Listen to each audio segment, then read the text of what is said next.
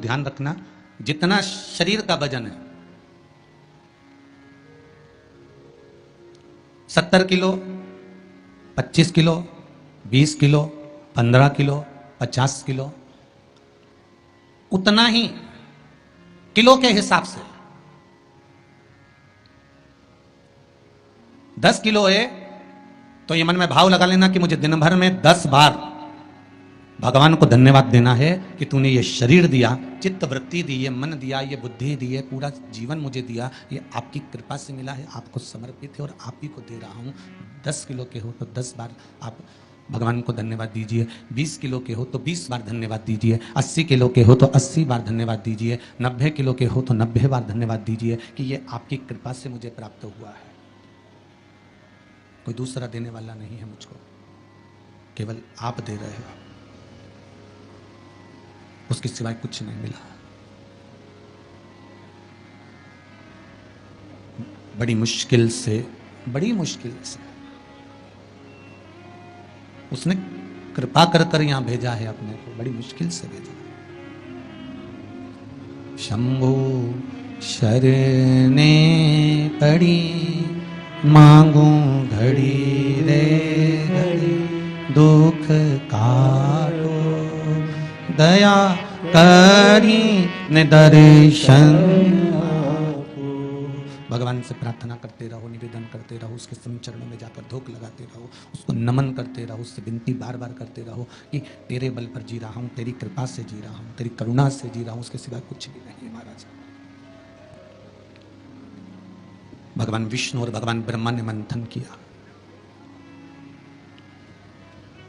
और भगवान विष्णु और भगवान ब्रह्मा जब मंथन करे तो उस मंथन में शिवलिंग प्रकट हुआ।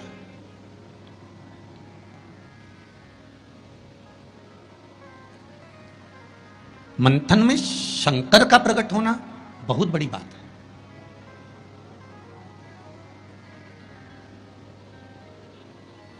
जैसे बात बात में शिवजी का नाम, शंकर का यश, शंकर भगवान का गुणगान, शंकर भगवान की भक्ति की बात आपके मुख पर अगर बार बार आ रही है ना, आप बार बार कह रहे हैं कि बड़ी कृपा करी साहब, मैंने तो पशुपति व्रत करा था और भगवान ने मेरा ऐसा कर दिया, मैंने भगवान को मूंग चढ़ाया था और भगवान ने ऐसा कर दिया, मैंने चावल चढ़ाया था भगवान को और भगवान ने ये कर दिया, मैंने भगवान को बेलपत्र चढ़ाया था, भगवान ने मेरा ये काम कर दिया, भगवान को मैंने धतूरा चढ़ाया था, भगवान ने मेरा ये काम कर दिया। आप बार बार शिव जी का यशगान गाते हो ना, यश गुण गाते हो, तो उसमें भी एक सुख का अनुभव होता है।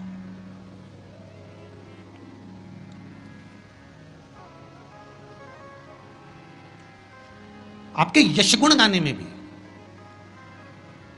करके देखना, साथ से निवेदन है। बहू की बड़ाई करके देखो, बहू का यशगुण गाकर देखो, कितनी भी बुरी बहू हो, कितना भी अपशब्द कहती हो, कितना भी ताना देती हो, कितनी भी गाली देती हो, कितना भी आड़ा टेढ़ा बोलती हो, भले तुम्हें संभालती हो ना संभालती हो, तुम्हारा सम्मान करती हो ना करती हो, तुम्हारा आदर करती हो ना करती हो, उसके बाद भी तुम 4 लोगों से अपनी बहू की बड़ाई कर कर देखना, खूब बड़ाई करना उसकी, खूब यशगुण गाना उसका, भले वो गाली दे, अपशब्द के ताना दे, कुछ भी बोले, पर तुम यशगुण गाओ उसका, खूब गाओ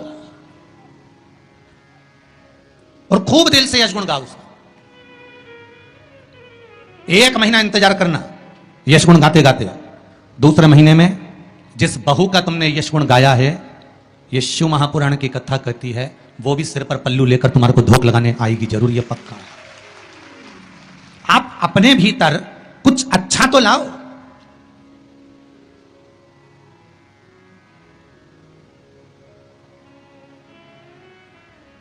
कुछ अच्छा ढूंढने का प्रयास तो करो।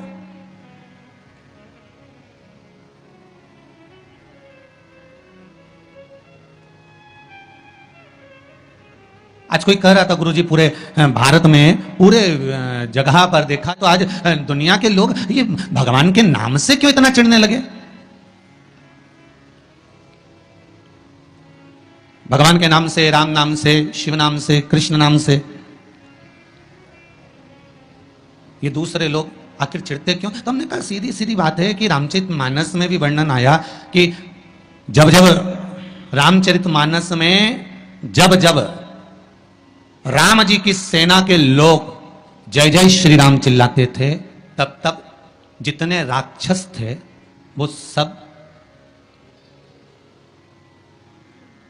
वो जितने राक्षस थे, जितने भी,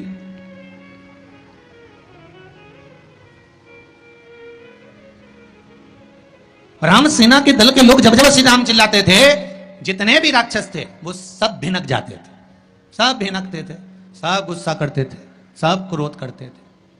जब उस समय पर भगवान के नाम से राक्षस भिनक जाते थे, तो आज के समय के राक्षस भी तो जय जय श्री राम करने पे भिनकेंगे कि नहीं भिनकेंगे?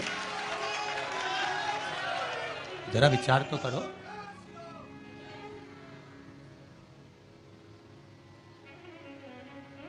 जब उस समय पर राम दल की सेना चलती थी और हनुमान जी ने धमक के, अंगद ने कूद कर रावण के सामने कह दिया था जय जय श्री राम, तो सारे राक्षस भिनक गए, सब क्रोध आ गया,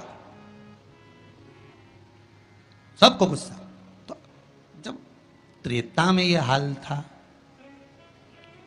राक्षसों का राम नाम से, तो फिर तो ये तो कलयुग है।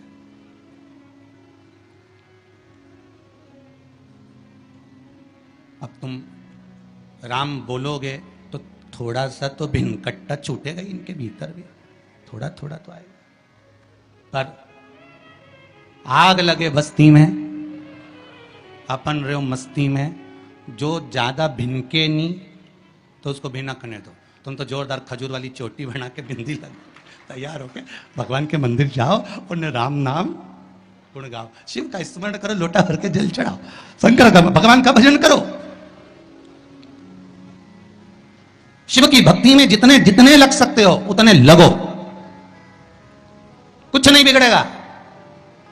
एक लोटा पानी जो भगवान शंकर को समर्पित करता है, मरने के बाद तुम्हारी औलाद तुम्हारा किसी पवित्र नदी में तर्पण करे ना करे, तुम्हारा शिव को दिया हुआ जल तुम्हारे खाते में पहुंच जाता।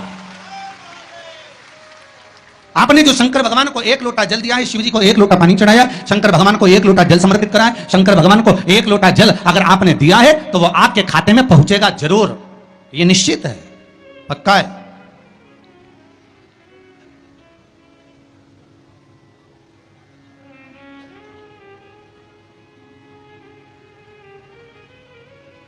और शिव भक्ति के अनुसार, शंकर भगवान के अनुमोदन के अनुसार, पहले भी कथा में कहा, आज फिर कह रहे हैं, आप जब शंकर भगवान को एक लोटा जल समर्पित करते हो तो वो 33 कौटि देवताओं के हिस्से में चले जाता है, एक भाग पितरों के हिस्से में चले जाता है, एक भाग आहूतों के हिस्से में चले जाता है, एक भाग वाचुकों के हिस्से में चले जाता है। आपने जो भगवान को दिया वो धीरे धीरे धीरे धीरे धीरे धीरे धीरे बढ़ता चले जाता है, भगवान के धामों में पहुंचता चले जाता है।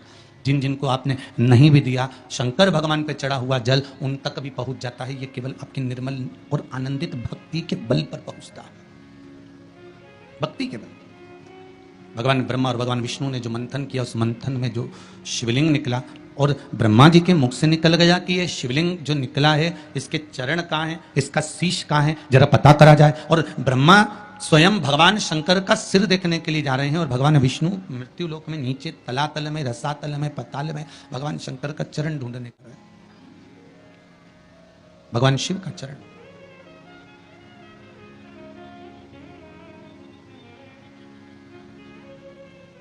गए दोनों, वो ऊपर गए, ये नीचे गए देखने के लिए।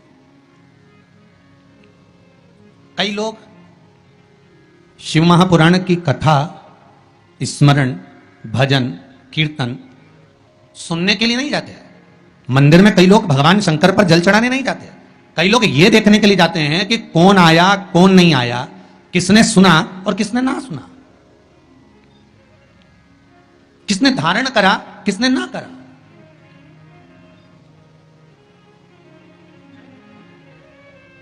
अब ब्रह्मदेव ऊपर गए, इतने ऊपर पहुंच गए, इतने ऊपर पहुंच गए, इतने ऊपर पहुंच गए कि उनके भीतर अभिमत्ता, अहंकार थोड़ा थोड़ा समाहित होने लगा, और उन्होंने केतकी के पुष्प को तोड़ लिया और केतकी के पुष्प से कहा कि तुम नीचे चलो मेरे साथ में, भगवान विष्णु के सामने चलकर कह देना कि मुझे भगवान शंकर का शीश मिल गया। केतकी के फूल ने कहा कि यदि मैं झूठ बोलूंगा तो वो श्रेष्ठता कैसे रहेगी। मेरे झूठ बोलने की सृष्टता कैसे होगी? कौन मानेगा मेरी बात को? सामने से गौमाता निकल कर जा रही थी, गाय से कह दिया तुम चलकर कह दो कि तुम चलकर कहो कि भगवान ब्रह्मदेव को भगवान शिव का शिष्य मिल गया। गाय कहती है मैं क्यों झूठ बोलूं। उसको भी थोड़ा सा लोभ दिया गया और केतकी के पुष्प को भी थोड़ा सा लोभ दिया गया। दोनों को थोड़ा थोड़ा लोभ प्रदान करा। और शिव पुराण कथा कहती है कि जब व्यक्ति के जीवन में थोड़ा सा लोभ उपज जाता है, थोड़ा सा लालच आ जाता है, तो फिर जीवन का किया हुआ सारा कर्म उसका बेकार हो जाता है। और वही हुआ है। केतकी के पुष्प के मन में यह लोभ जाग गया कि मैं ब्रह्मा जी के द्वारा सिंचित हो जाऊंगा, आनंदित हो जाऊंगा। और गाय के मन में यह लोभ जाग गया कि ब्रह्मा जी कह रहे हैं कि सबसे पहली रोटी आपको प्रदान कर दूंगा। तो ये लोभ ही तो जागा है। कोई भी चीज करो, अगर कोई सत्कर्म आप कर रहे हैं, थोड़ा सा अच्छा कार्य आप कर रहे हैं, भगवत भजन आप कर रहे हैं, कीर्तन आप कर रहे हैं, मंत्र जाप आप कर रहे हैं, स्मरण आप कर रहे हैं, नाम जाप यदि आप कर रहे हैं, तो वो लोभ से पवित्र होना चाहिए, बहुत दूर।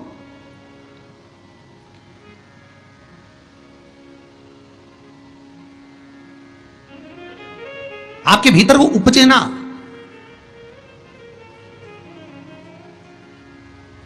फिर चाहे दुनिया के लोग कितना भी कहे ना, वो एक बेल बेचारा किसान का एक बेल कुएं में गिर गया। अब कुएं में गिर गया तो किसान का बेल जब कुएं में गिरा तो ये देखा कि कुएं में से बेल को निकालना है। खूब मेहनत करी किसान ने बेल को निकालने की, पर वो बेल निकल नहीं रहा था। बहुत बहुत बहुत बहुत मेहनत करने के बाद भी वो बेल नहीं निकला। बहुत अथक प्रयास करा गया पर बेल नहीं निकला। तब किसान ने फिर कहीं मशीन वाले से कहा होगा कि इस बेल को निकालना है। मशीन वाले ने कहा 25,000 रुपये लग जाएंगे, 20,000 रुपये लग जाएंगे। तो उसने सोचा 20,000 25,000 लग जाएगा तो इससे अच्छा है कि इसको पड़े ही रहने दो। बेल किसी काम का तो था नहीं, बूढ़ा हो गया था। अगर बेल बूढ़ा हो गया है तो इसी कुएं में पड़े रहने दो, मर जाएगा।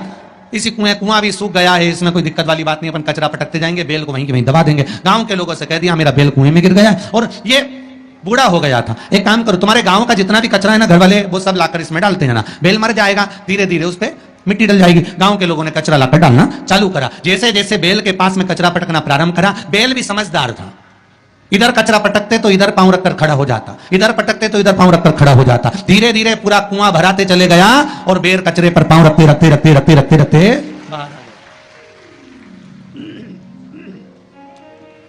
बेल कचरे पर पांव रखते रखते रखते रखते बाहर आ गया, ऊपर आ गया। और जब वो ऊपर आया, निकल कर बाहर भाग गया, निकल कर बाहर भागा। बेल से हमको एक सीख लेना चाहिए, हमको एक चीज सीख लेना चाहिए। बुराई करने वाले कितनी भी बुराई करेंगे, निंदा का कचरा, बुराई का कचरा कितना भी पटकेंगे, हमको केवल उस पर पांव रखकर निकल कर बाहर की ओर चले जाना है और हमारे जीवन को सार्थक बना लेना है। करे करे तो करे। अब शब्द कहने वाला कहता रहे, ताने देने वाला देता रहे, गाली देने वाला देता रहे, अपनी शिव भक्ति, अपना स्मरण, शंकर का अनुमोदन होता रहे, बस इसका ध्यान रखना। बैसाख के महीने में 9वीं तिथि को माता जानकी का प्रागट्य हुआ है पृथ्वी से। कभी एक विचार करिएगा, नरसिंह अवतार बैसाख के महीने में हुआ, कुर्मा अवतार बैसाख के महीने में हुआ, हयग्रीव अवतार बैसाख के महीने में हुआ, परशुराम अवतार बैसाख के महीने में हुआ, माता जानकी का अवतार बैसाख के महीने में हुआ। आखिर बैसाख के महीने में, माधव महीने में इतनी महत्वता क्यों?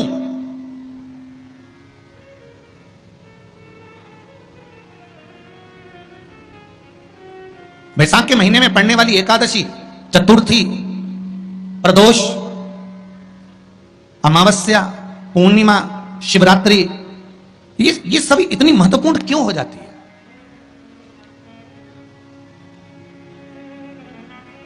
इसकी महत्वता इतनी प्रबल क्यों हो जाती है? किस लिए? क्योंकि बैसाख का जो महीना पड़ता है कि संपूर्ण तपन, सूर्यदेव अपने पूर्ण तेज के साथ में, पूर्ण तेज के साथ में मृत्यु लोक के निवासियों पर, चाहे जलचर हो, थलचर हो, वायुचर हो, चाहे जो जीव हैं, उस पर जब किरण फेंकते हैं तो संसार का जो मनुष्य है उस पर जब ताप पड़ता है तो ताप पड़ने के कारण उसके मुख से भगवान का नाम निकल ही जाता है, स्मरण नाम निकल ही जाता है। जब उसके मुख से भगवान का नाम निकलता है तो वो भगवान की शरणागति खुद ग्रहण कर लेता है स्वयं। शरणागति ग्रहण कर लेना। बैसाख की पोथी पढ़ते हो आप लोग? आप में से अगर कोई पढ़ता हो बैसाख महीने की पोथी, तो उसमें एक वर्णन आता है। गीता प्रेस गोरखपुर के कल्याण अंक में भी आप ये पावन बैसाख चरित्र श्रवण कर सकते हैं। उसमें बैसाख महीने की पोथी में 10वें दिवस की कथा में 10वें अध्याय में एक व्याध और शंख मुनि का चरित्र आता है।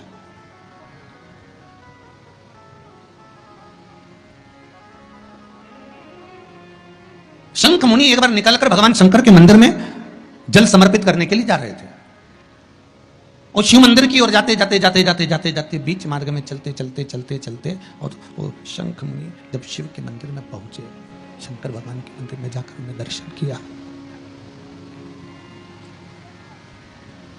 जल का पात्र उठाया और वो जल का पात्र उठाकर जब भगवान शिव को समर्पित कर रहे थे तो उसी समय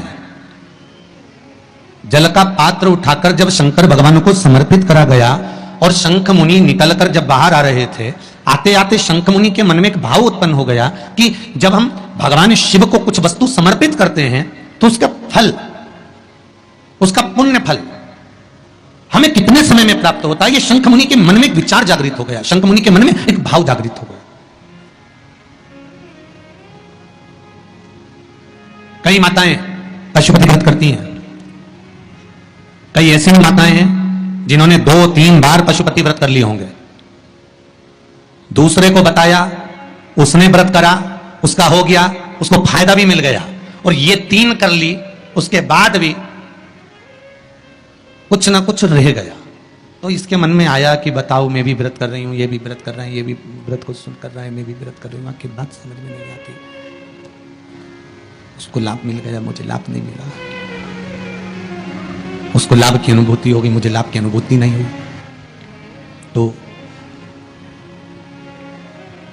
कभी विचार करना कि तुमने उसको पशुपति व्रत बताया, उसने व्रत किया और बड़े दिल से करा, बड़े बड़े दिल से करा, तुम्हारे बताए अनुसार करा, मतलब तुम्हारी बात पर कितना विश्वास होगा उसको,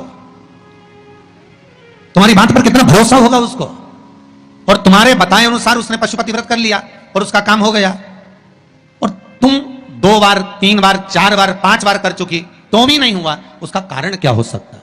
उसका एक कारण है तुम्हारी बात पर उसने विश्वास कर लिया पर तुम अभी विश्वास पूर्ण रूप से कर नहीं पाई हो। तुमने ये सोचा है कि दुनिया कर रही है तो अपन भी कर लो। एक बार महाराज ने बोला है कर लो, देखा जाएगा, पर तुम्हारे बात में जागृतता, तुम्हारे पास में वो जागृतता, तुम्हारे पास में वो बल, तुम्हारे पास में वो वेग, तुम्हारे पास में वो बल प्राप्त नहीं हुआ, वो विश्वास जागृत नहीं हुआ।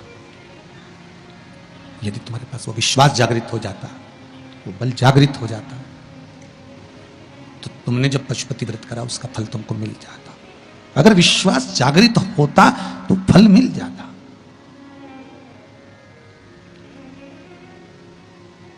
विश्वास जागृत होने पर फल की अनुभूति है। किस किस के घर में तुलसी का पौधा है? सबके यहां है? रख लो।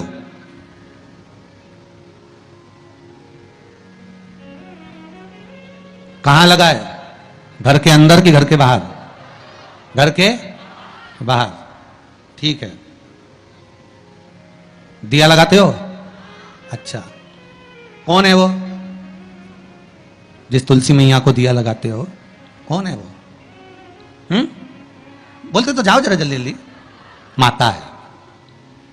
जो सास है वो कौन है? वो भी बोलो तो जम के बोलो जरा। माता है।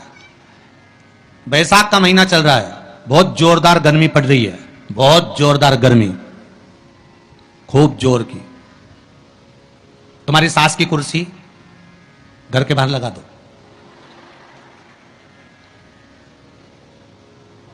कितने घंटे बैठ सकती है वो? बोलो जरा, जम के बोलते जाओ। यहां विश्वास की कथा चल रही है, भाव और श्रद्धा की कथा चल रही है।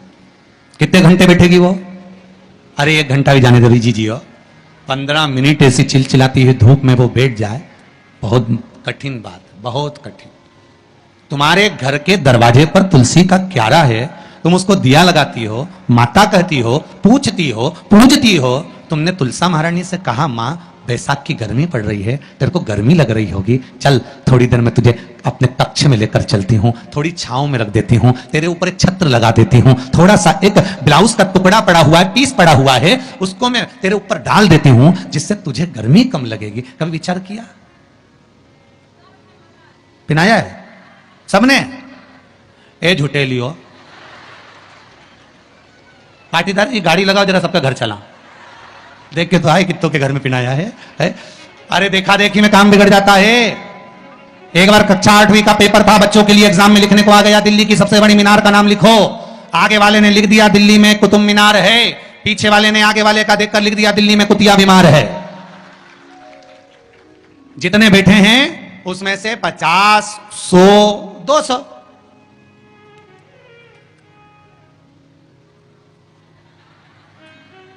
अरे बोलो तो सही है वो, उतना बोल।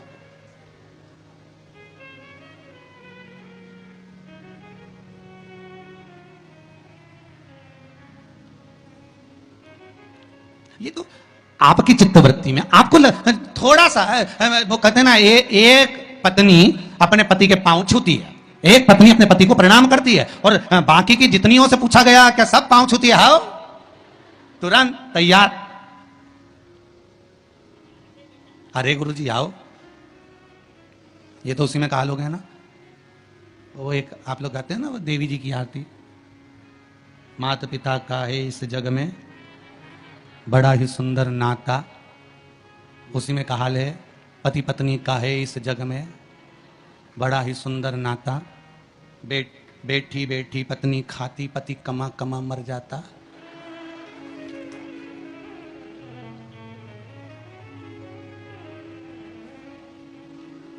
सारी तनख्वाह निपटाने वाली,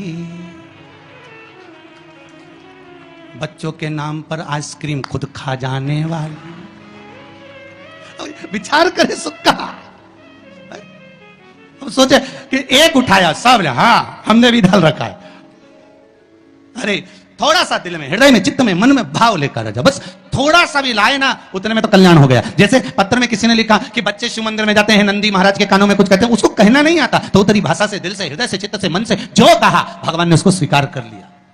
अब कहे तो है ना दिल से। शिव मंदिर में जाना, एक लोटा पानी चढ़ाना, शंकर को यदि एक चावल का दाना चढ़ाया, एक मूंग का दाना चढ़ाया, एक फूल की पत्ती को भी समर्पित करा, तो शिव ने उसको स्वीकार करा। शंकर भगवान पर एक बेलपत्र चढ़ाई, शिव ने उसको स्वीकार करा। अब देव तो शंकर को,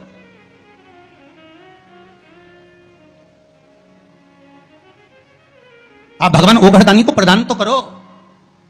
शंकर भगवान पर चढ़ी हुई एक बेलपत्री का मोल तत्व संसार का मनुष्य जिस दिन समझ गया, उस दिन उसको डॉक्टर के पास जाने की जरूरत ही नहीं पड़ेगी। केवल एक बेलपत्र का अगर उसने शंकर भगवान पर चढ़ी हुई एक बेलपत्र के मूल तत्व को अगर वो समझ गया, तो भगवान शंकर की भक्ति को अगर वो समझ गया, महामृत्युंजय मंत्र को अगर समझ गया, श्री शिवाय नमस्तुभ्यम मंत्र को समझ गया, पंचाक्षर मंत्र नमः शिवाय को समझ गया, षडाक्षर मंत्र ओम नमः शिवाय को अगर वो समझ गया, तो उसको फिर डॉक्टर के पास जाने की जरूरत नहीं पड़ेगी। उसकी भक्ति का बल इतना बढ़ जाएगा, श्रद्धा का बल इतना बढ़ जाएगा कि उसको कहीं जाना ही नहीं पड़ेगा।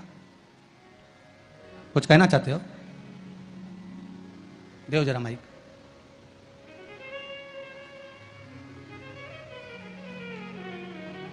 कॉर्डलेस दिया संजय।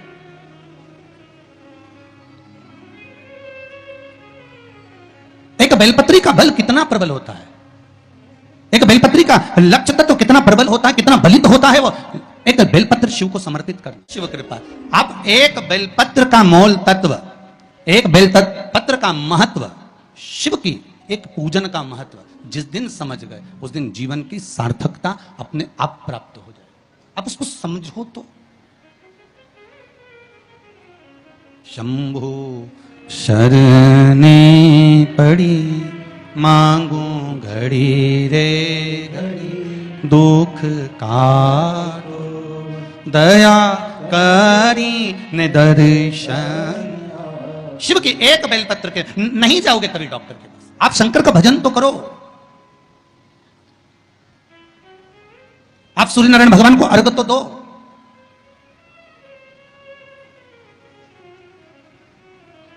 आप एक बेलपत्र शंकर को समर्पित तो करो।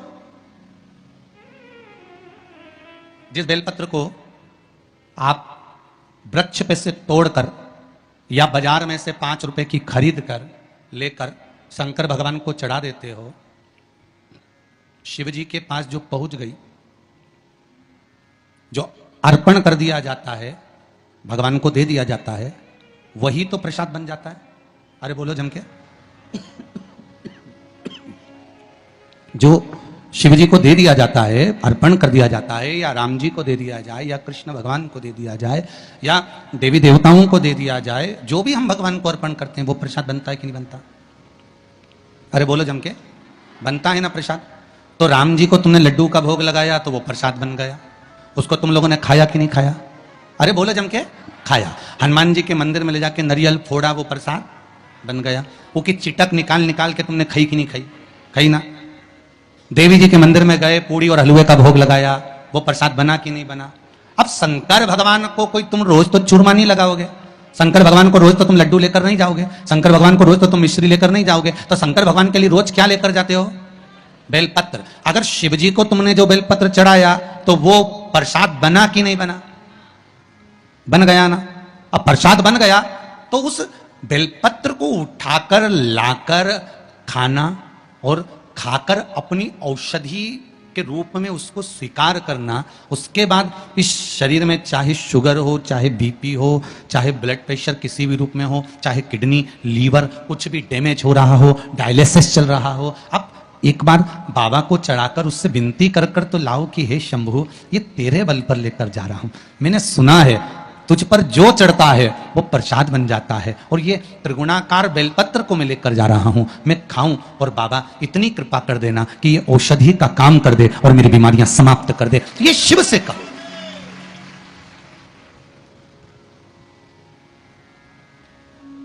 क्यों निर्माल्य बनकर फेंका जाए बेलपत्र को?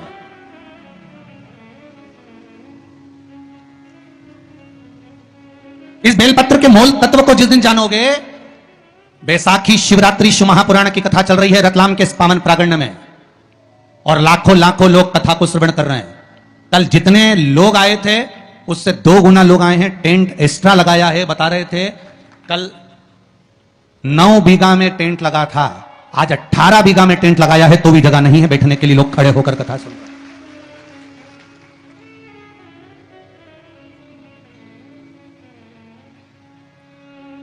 और 18 बीघा के टेंट में भी जगह नहीं। पीछे पुरुष को आप एक निगाह अगर मारकर देखेंगे तो ढेरों में खड़े हैं, इधर देखो उधर देखो, जहां निगाह पहुंच जाए उधर देख लीजिए महाराज। लाखों लाखों लोग इस कथा को सुन रहे हैं।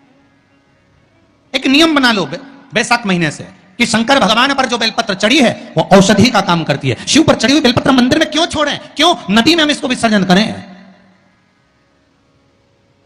क्यों नदी में छोड़ें हम इसको?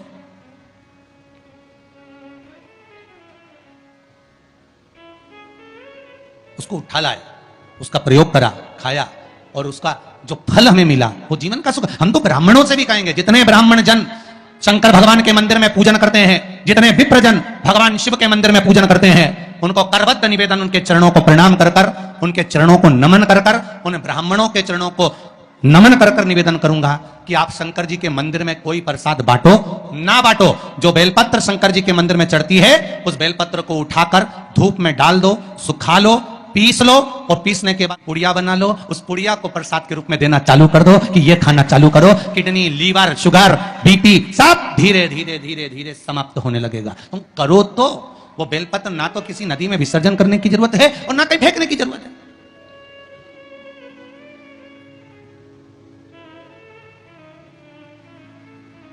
प्रतिदिन भगवान को तुलसी चढ़ाते हो ना, तो रोज भगवान को तुलसी उनके भोग में चढ़ाते हो, उनके सामने चढ़ाते हो, उनके सम्मुख में ठाकुर जी के तुलसी चढ़ाते हो, उठा लाए प्रयोग में लो, क्यों उसको विसर्जन में डालते हो?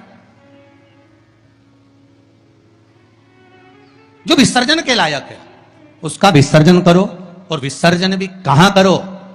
छिप्रा, गंगा, नर्मदा, सरयू या आपके क्षेत्र की कोई पवित्र नदी है, उस नदी में ले जाकर कोई निर्माल्य वस्तुएं मत पटको। आज वैसे ही इस पृथ्वी पर जल स्तर गिरते जा रहा है, उस पवित्र जल को हमें संजोना है। जो निर्माल्य की वस्तु मिले एकांत में किसी खेत में उसको एक खड्डे में डालकर इकट्ठा करो, जब उसकी खाद बन जाए तो जिस खेत में उसको डालोगे भगवान के प्रसाद को, वो खेत भी उज्जवल आनंद सुख प्रदान करेगा और कुछ ना कुछ अच्छा देना प्रारंभ करेगा। क्यों किसी पवित्र नदी को हम नष्ट कर रहे हैं? क्यों गंगा को हम कचरा डालकर नष्ट करें? क्यों यमुना को, सरयू को, छिपरा को हम नष्ट करें? हम उसको शुद्ध बनाने का प्रयास करें, हम उसको निर्मल बनाने का प्रयास करें। अपने गांव में, नगर में जो तालाब, जो बावड़ी, जो कुएं हैं, उनको हम निर्मल बनाने का प्रयास करें, शुद्ध बनाइए। भगवान ब्रह्मा और भगवान विष्णु ने यह संवाद निश्चित कर दिया कि मैं चरण देखने के लिए जा रहा हूं, आप शीश देखने के लिए जा रहे हैं, शीश में भगवान नहीं मिल पा रहा।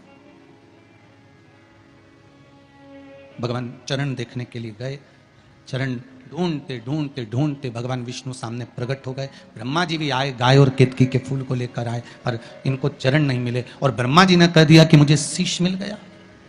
झूठ निश्चित कर दिया, एक असत्य निश्चित कर दिया। जितने झूठ बोलने वाले होते हैं ना, उनसे एक निवेदन है, बोलो। तुम्हारी झूठ बोलने की आदत है ना, खूब बोलो, हमारी तरफ से एकदम फ्री। झूठ बोलो, खूब बोलो। गला पकड़ रहा है बाबू। झूठ बोलो, खूब बोलो, दमदारी से बोलो, तुम्हारी जितनी कैपेसिटी है उसके अनुसार बोलो, मना नहीं हो। हम ये भी नहीं बोलेंगे कि मत बोलो, पर झूठ कहां बोलना है वो समझ लेना।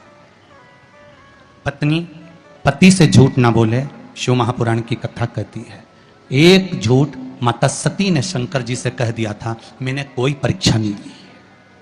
सती का क्या हाल हुआ? बोलते जाओ जल्दी जल्दी, अपने रतलाम वाले हैं, बोलते जाओ। सती का क्या हुआ था? जल के क्यों जली? क्या जरूरत पड़ी सती माता को जलने की? क्यों जली है माता सती? क्यों भस्म हुई है माता सती? क्या कारण था माता सती के जलने का? केवल एक झूठ माता सती ने भगवान शंकर से आकर कह दिया था, मैंने कोई परीक्षा नहीं ली, कोई परीक्षा नहीं ली। शंकर भगवान ने ध्यान लगाकर देख लिया। तुम मार्केट में पल्लू यहां लेके चल रही हो कि यहां? तुम आकर पति ने पूछा क्यों? तो वो दुकान पे खड़ी थी और थारा पल्लू इधर पड़ा था। कहीं नहीं, मैं तो यूं च पड़ी। तुमने किसी और को देख लिया होगा, ठीक है। अब पहले के समय में शंकर भगवान ध्यान लगाकर देख लिए थे कि सती मैया ने झूठ बोला कि सच बोला। आज के जमाने में तो दुकान दुकान में कैमरा लगा हुआ, पकड़ के ले गया, चल अभी चल तुम्हारे साथ। तुम्हारे झुटला रही, मुझे झुटला रही, चल। और गाड़ी पे ले गया ने बिठाया, और कई हाल चल रहे बलबीर थारा बस जोरदार। ला थारी भाभी अभी आई थी कि नहीं आई थी? सामान लेने आई थी। सिर पे पल्लू था कि इनंग धरा था? क्या अब मैं सामान दिखाऊं कि भाभी का पल्लू देखो? ठीक है, जरा कैमरा लगा थे तो अरे चार चार लग गया है। तो जहां थारी भाभी खड़ी थी वहां कैमरा था, ये लगा हमारा पीछे ही, ले जरा दिखाना। और जो दिखाया तो पल्लू तो यहीं धरा था। तो उन्हें कहा, तो झूठ बोल दी। फिर शिव पुराण करे, सती मैया ने शंकर जी से झूठ बोला। पत्नी कभी अपने पति से झूठ ना बोले। और ये केवल पत्नियों के लिए ही नहीं है,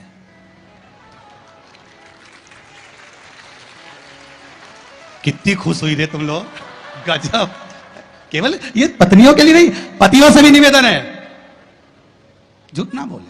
पत्नी पति से, पति पत्नी से झूठ ना बोले। और एक निवेदन करूंगा मेरे घर की बेटियों से, क्योंकि आप मेरे घर की बेटी हो, भारत की भूमि पर जन्म ली हो, और भारत की भूमि पर जो बेटियां जन्म लेती हैं वो मेरे ही घर की बेटी कहलाती है। उनसे निवेदन करूंगा कि आप, मेरी बेटियों से निवेदन है, सबसे झूठ बोल लेना, पर जिस मां ने तुमको कोख में रखा और जिस पिता ने पूरी जिंदगी तुम्हारे ऊपर खर्च कर दी, कमा कर लगाने में, पढ़ाने में, उस माँ बाप से कभी झूठ मत बोलना। सत्य कह दो कि यह बात है।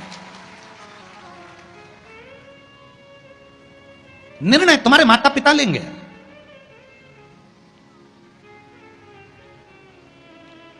गणेश जी महाराज की शादी होना थी, घर में बड़े कौन थे? शंकर जी के, कार्तिक के। शादी किसकी हो रही है? गणेश जी की। प्रजापतियों की कन्या रिद्धि और सिद्धि। जब देव ऋषि नारद ने कहा प्रजापति से बेटियों का विवाह नहीं करना है, करना है,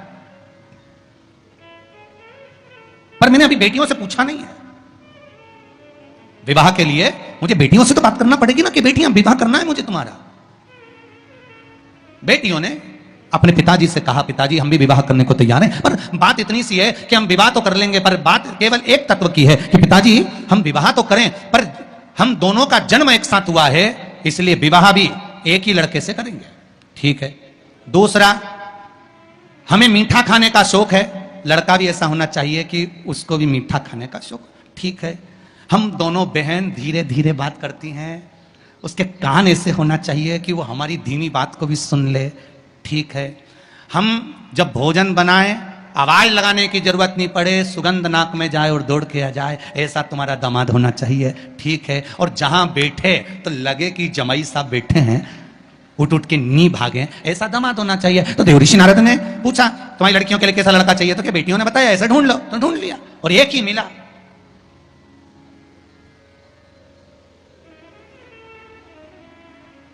और वो दामाद भी कोई साधारण नहीं था। सब देवताओं की शादी हो रही थी, गणेश जी की शादी नहीं हो रही थी। क्यों? क्योंकि इनको मुंह काय का लगा था? हाथी का। अब जब मुख हाथी का लगा हुआ है तो सबसे पहले प्रथम देवता गणेश जी महाराज थे और सबसे पहले ब्याह शादी में इन्हीं को बुलाते थे। पर दिक्कत एक ही थी कि इनकी नहीं हुई थी ना, तो ये सबका काम बिगाड़ देते थे।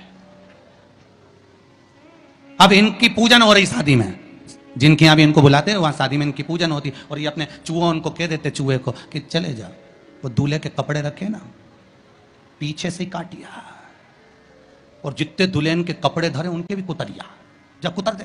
और चूहे जाते और शादी में जो दूल्हा दुल्हन कपड़े पहनते सब कुतर देते हैं। सब शादी में यही हाल।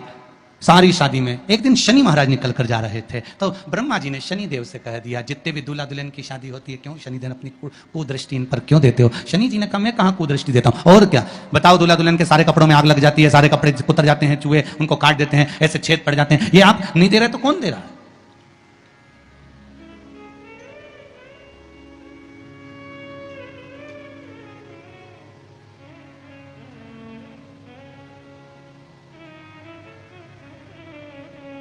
अगर ये नहीं देंगे तो कौन देगा? शनि महाराज अच्छी बात नहीं है। शनि देवता ने कहा नहीं नहीं नहीं नहीं, मैं नहीं करता। फिर मालूम पड़ा श्री गणेश जी महाराज करते। तो सबसे पहले ब्याह गणेश जी का पक्का करा कि भैया ये इसका ब्याह पहले ये, और सब कुछ गणेश जी में था। कान भी ऐसे थे बड़े बड़े कि सुनाई भी अच्छे से दे जाता, नाक भी ऐसी थी कि यहां बैठे वहां से सूंघ लेते, और दामाद भी ऐसा था कि एक बार बैठ गया तो 10 दिन उठता ही नहीं था। साधारण थे। मेरा बेटियों से निवेदन, पत्नी पति से झूठ ना बोले, पति पत्नी से झूठ ना बोले, बेटी अपने माता पिता से झूठ ना बोले। मेरा निवेदन है शिष्य अपने गुरु से झूठ ना बोले, और भक्त भगवान से कभी झूठ ना बोले। यहां तक सीमित रखो, यहां तक सीमित बहुत है। और झूठ बोलना एक जगह पर जरूर बोलना। कहां? यदि कोई गाय कसाई के यहां कट रही हो, वहां जाकर झूठ बोल देना कि यह गाय मेरी है, छुड़वा कर लिया ना। झूठ वहां बोल, झूठ बोलने के भी स्थान बताए गए, कहां कहां झूठ बोलना है, कैसे कैसे झूठ बोलना है, किस तरह से झूठ बोलना है, स्थान बताए गए महाराज। कि ये गाय अगर कसाई के यहां कट रही है तो वहां झूठ बोल दो कि ये गाय मेरी है, ये कटे ना, ये मेरी है। ब्रह्मा जी ने झूठ बोला शिव जी के सामने, केतकी के पुष्प ने झूठ बोला शंकर जी के सामने, गौ माता ने झूठ बोला शिव जी के सामने। महाराज अंत क्या हुआ? केतकी के पुष्प को श्राप लगा, सारे देवताओं पर चढ़ेगा पर शंकर पर नहीं। गाय को श्राप लगा, तेरा शरीर पूजा जाएगा पर मुख नहीं। ब्रह्मा का सिर जिससे वो झूठ बोल रहे थे उस सिर को काटा गया, लुढ़कता लुढ़कता शीश गया, कर्मनाशा नदी प्रकट हो गई, अंत में ब्रह्मा का कटा हुआ सिर बट का वृक्ष बनाना पड़ा, बट वृक्ष बनाना पड़ा। आखिर झूठ बोलने वाले मुख की गति बहुत बुरी हो जाती है। और पहले के समय में अदालत नहीं होती थी, पहले के समय में पंचायत नहीं होती थी, पहले के समय में एक काम होता था, गांव के लोग उसको ले जाते थे, शंकर जी के मंदिर में खड़ा कर देते थे और उठा गंगा जल और कह दे कि तूने ऐसा नहीं करा। मतलब शिव के मंदिर में झूठ बोलने वाला व्यक्ति अंत समय में पलंग पर तड़प तड़प कर मरता है, उसके शरीर की गतियां बेकार हो जाती हैं, शरीर की गतियां बेकार।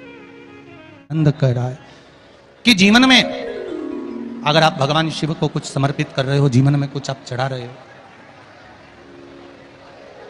शिव भक्ति में अगर लीन हो तो उसका एक सुख, एक आनंद ही दूसरा। झूठ ना बोले, बोलो, मना नहीं, पर किसी गौ माता की रक्षा करना हो, राष्ट्र का उत्थान करना हो तो चलेगा। आगे चरित्र आया है भगवान शंकर का पावन, और भगवान शिव के पावन चरित्र का वर्णन किया। शंख मुनि शिवजी के मंदिर में जल चढ़ाकर लौट रहे थे।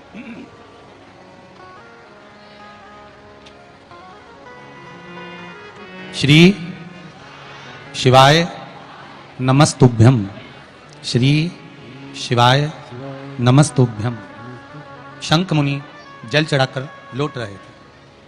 शंख मुनि ने कहा कि फल कितने दिन में मिल सकता है, कब प्राप्त हो सकता है? बहुत ध्यान से सुनना, बैसाखी शिवरात्रि शिव महापुराण की कथा को।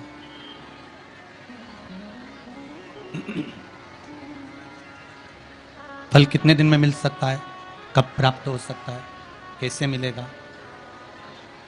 शिव पुराण कह रही है। शंख मुनि जैसे ही बाहर आए, एक सामने से सर्प निकल कर जा रहा था, और सामने से जब सर्प निकल कर जा रहा है,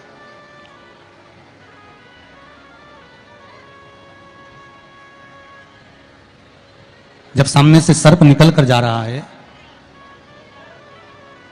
शंख मुनि को देखकर सर्प ने एक व्याघ्र और शंख मुनि के संवाद को सुना, जिस संवाद में शंख मुनि व्याघ्र को बैसाख महीने की शिवरात्रि का वर्णन कर रहे हैं, बैसाख महीने की शिवरात्रि का वर्णन कर रहे हैं।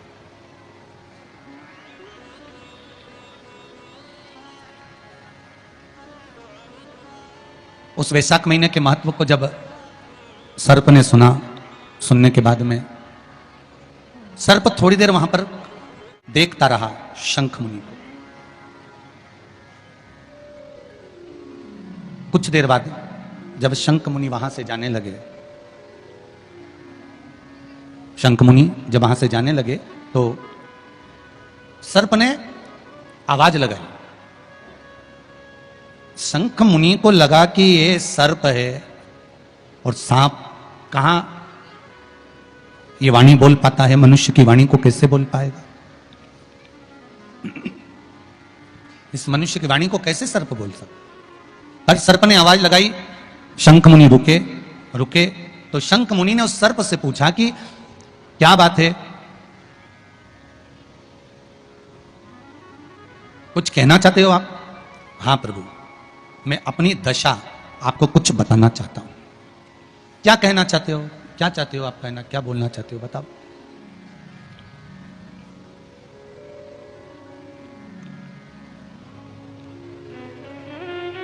क्या बोलना चाहते हो बोलिए। तो कहा महाराज, पूर्व समय में कुशित मुनि का मैं पुत्र, मेरा नाम रोचन था। मैं कुशित मुनि का पुत्र था, मेरा नाम रोचन था। महाराज, एक मुनि का पुत्र होने के साथ में मेरा मन कभी सत्संग में, कभी भजन में, कभी कीर्तन में, कभी स्मरण में, कभी भक्ति में नहीं लगा, कभी भगवती स्मरण में लगा ही नहीं। भगवत कीर्तन में मेरा मन पहुंचा ही नहीं। सारे बेकार कर्म में मैं लगा रहता, सब बेकार कर्म मेरे हाथ के द्वारा होते।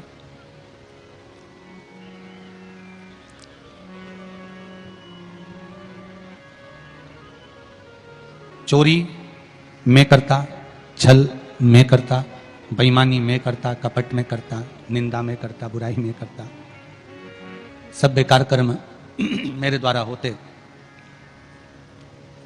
एक बार मेरे पिता का जो निवास है वो प्रयागराज है। आप किस जगह पर रह रहे हो और वहां की धरा क्या कह रही है? एक भूमि का बहुत बड़ा प्रताप होता है महाराज, बहुत बड़ा प्रताप। क्यों कहते हैं कि 12 ज्योतिर्लिंग जहां पर भगवान शिव विराजमान है, ऐसे 12 ज्योतिर्लिंग की भूमि में जाकर एक रात्रि विश्राम करना चाहिए। किसी पुरी में जाओ, उस पुरी में जाओ तो 2 रात्रि का विश्राम जरूर करना चाहिए। किसी तीर्थ में जाओ तो उस तीर्थ में जाकर पवित्र नदियों के जल का सींचन, भले आप स्नान करें ना करें, पर पवित्र नदियों के जल का सींचन होना चाहिए। क्यों कहा जाता है कि इतनी पवित्र नदियों का सींचन करिए, जल का सींचन करिए, पुरियों पे जाकर निवास करिए,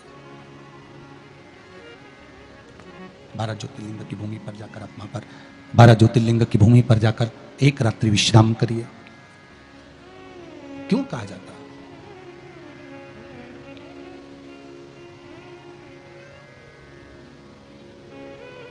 काम, लोभ, आसक्ति, वासना, तृष्णा, मोह, प्रपंच, ये सब जब हम किसी 12 ज्योतिर्लिंग की भूमि पर जाकर एक रात्रि विश्राम कर कर जब भगवान शंकर के नाम का स्मरण करते हैं, पूजन करते हैं, भक्ति करते हैं, भजन करते हैं, कीर्तन करते हैं, मंत्र जाप करते हैं, नाम जाप करते हैं, तब इस शरीर के द्वारा वो रात्रि भर विश्राम करने पर हमारे भीतर का जो ताप है, पाप है, लोभ है, आसक्ति है, तृष्णा, अहम है, ये सब निकल कर बाहर हो जाता है।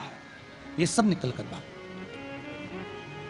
जैसे भट्टी के अंदर लोहे को पकाया जाता है और फिर निकाला जाता है, तो लोहे को जिस आकृति में ढालना होता है उस आकृति में लोहा ढल जाता है। उसी तरह जब हम 12 ज्योतिर्लिंग में से किसी एक ज्योतिर्लिंग की भूमि पर जाकर रात्रि विश्राम करते हैं तो हम भी भगवान शंकर के आशीर्वाद से निखर कर बाहर निकल कर आते हैं, निखर कर बाहर।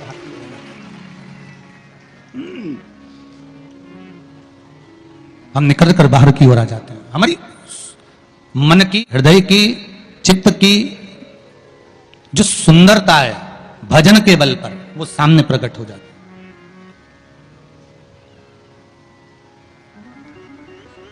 वो सम्मुख में प्रकट हो जाती है।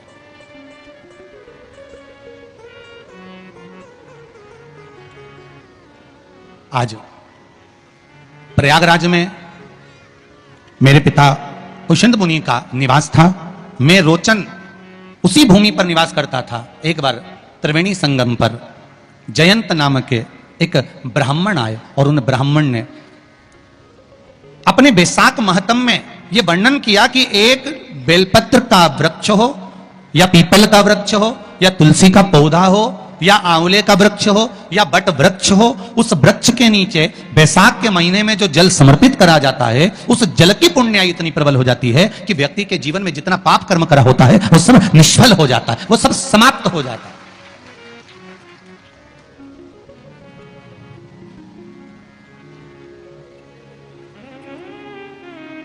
एक हरिचंदन का वर्णन आपको पहले कथा में करा है, सुना है आप लोगों ने कि नहीं सुना? किसने सुना जरा हाथ उठाओ। हरिचंदन का वर्णन करा था।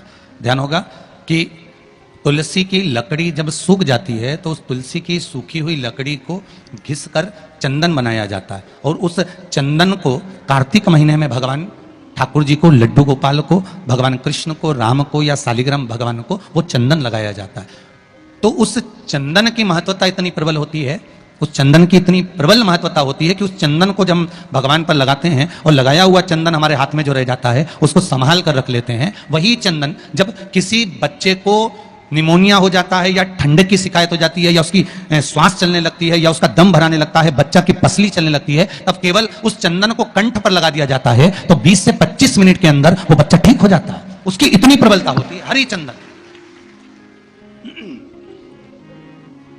शंभु शंभु, हरि चंदन की इतनी महत्वता होती है। अब तुलसी की जड़ को घिसकर उसका चंदन बनाकर भगवान को लगाना, वो हरि चंदन।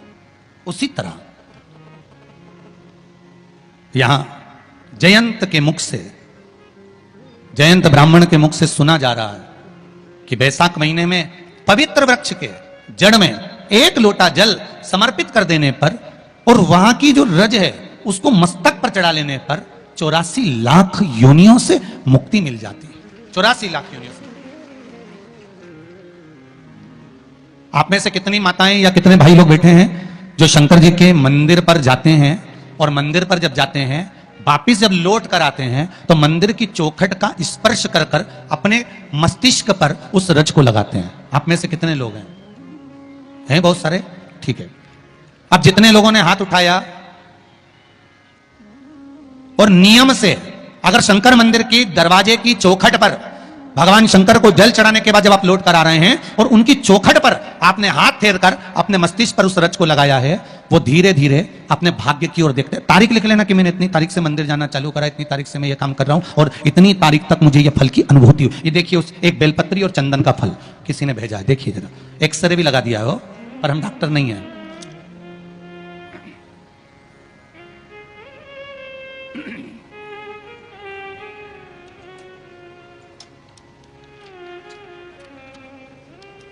एक्सरे भी लगाया है।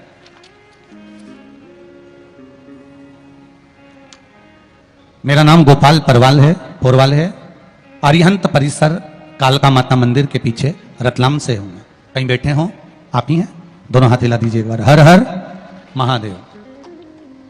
गुरुदेव, मेरे गले की हड्डी और टॉन्सिल बढ़ी गई थी। मैं 3 साल से बहुत परेशान हो रहा था। मैंने बहुत इलाज करवाया। मैंने 1 साल पहले मैंने 1 साल पहले बड़ौदा के नरियाद में गले के जो स्पेशलिस्ट हैं उनको भी दिखाया, पर कोई फायदा नहीं हुआ। मैंने अभी फिर से 9/3/2022 को, तीसरा महीना मतलब अभी कौन सा चल रहा है? चौथा। 9 तारीख तीसरा महीना 2022 को इंदौर के बॉम्बे हॉस्पिटल में बताया। वहां के डॉक्टर ने ऑपरेशन का बोल दिया था। कहा था कि ऑपरेशन कराना पड़ेगा तभी जाकर ठीक हो पाएगा। गुरुदेव, मेरे घर पर लॉकडाउन से आपको कथा चलती है और कथा में आपके श्रीमुख से मैंने कई बार सुना था कि शिवलिंग पर 1 लोटा जल चढ़ाने से इतना फायदा होता है। शिवलिंग पर चढ़ी बेलपत्र को खाने से बड़ी से बड़ी बीमारी दूर होती है। इसलिए मैंने शिवलिंग पर 1 लोटा जल और 1 बेलपत्र खाना शुरू कर दिया। उसका फायदा यह हुआ कि गुरुजी, मैं 19 तारीख को चौथे महीने में, कौन सा महीना चल रहा है भैया? चौथा। तीसरे महीने से प्रयोग करना चालू करा। चौथे महीने 19/4/2022 को इंदौर के बॉम्बे हॉस्पिटल में डॉक्टरों को दिखाने के लिए गया तो डॉक्टर ने ऑपरेशन करने से मना कर दिया और कहा तुम्हें आराम लगना चालू हो गया। उसका एक्सरा भी मैंने लगाया है जो यहां पर है।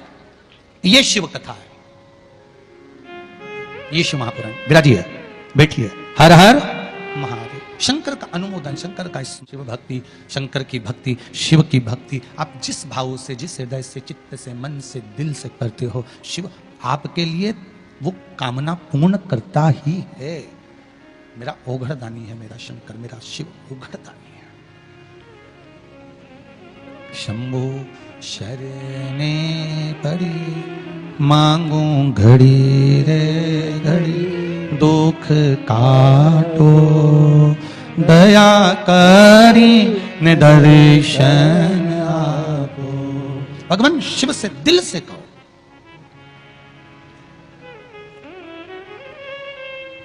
और मन से कहोगे वो स्वीकार करेगा। एक बेलपत्री के महत्व को समझना है हमको। केवल 1 बेलपत्र। और मेरा कई मंदिरों से और मंदिर के अगर कई ट्रस्टी बैठे हो उनसे सबसे निवेदन है, जो बेलपत्र ज्यादा चढ़ गई हो उसको सुखा लो, पाउडर बनाओ, पुड़िया बनाओ, और प्रसाद के रूप में बांटना प्रारंभ करिए। आप उसका फल देखोगे तो आनंद की अनुभूति हो जाएगी। हमें फेंकना नहीं है, हमें उसको निर्माल्य में डालना, हमें उसको किसी नदी तालाब में लेकर पटकना, हमें उसको जल को समझना है, हमको उसको जल से महत्व को समझना है।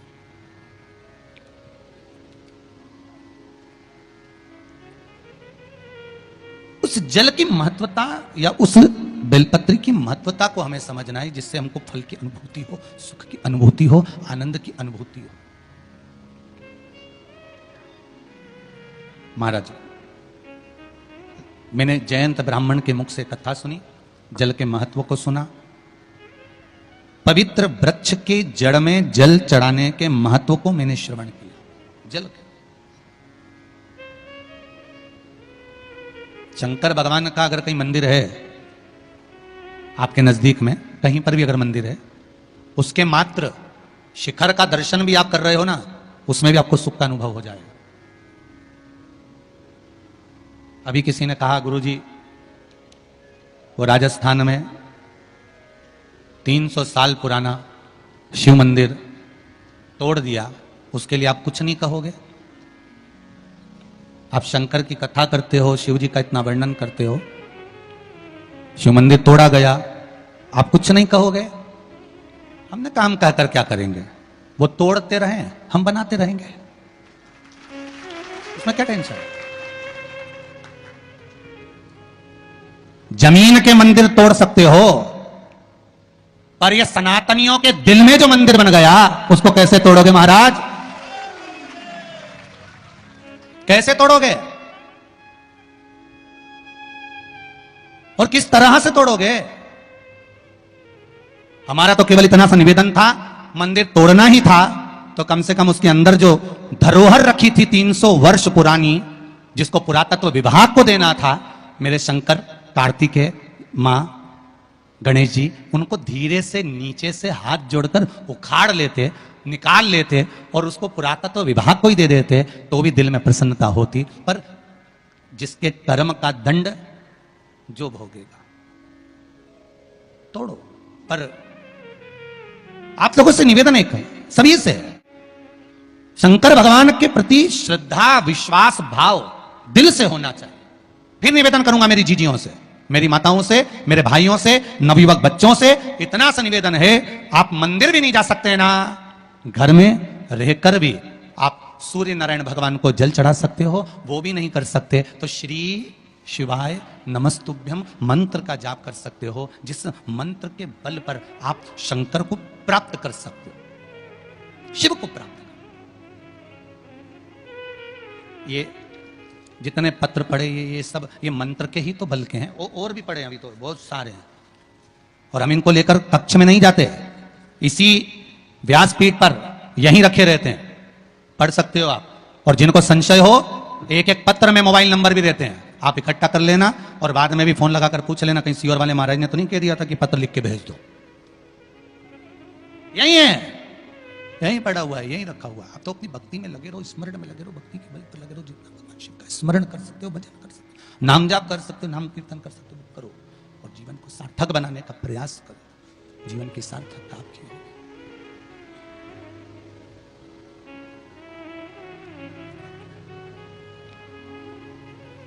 भगवती स्मरण, चित्तवृत्ति, भजन, कीर्तन, नाम जाप, मंत्र जाप, नाम कीर्तन, नाम स्मरण जीवन का सुख प्रदान कर देता है। जयंत के मुख से मैंने पवित्र वृक्षों का महत्व श्रवण करा, उन पवित्र वृक्षों में लोटा भर के जल चढ़ाने का एक आनंद सुख मैंने श्रवण किया, और उस आनंद सुख के बल पर मैंने जो पाया उसका क्या महत्व कर वर्णन करूं। कहा, रोचन ने कहा,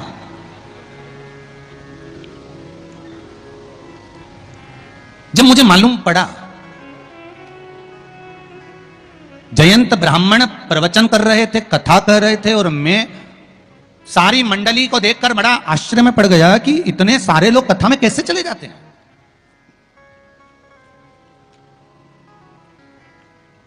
इतने सारे लोग कथा में कैसे पहुंच जाते हैं,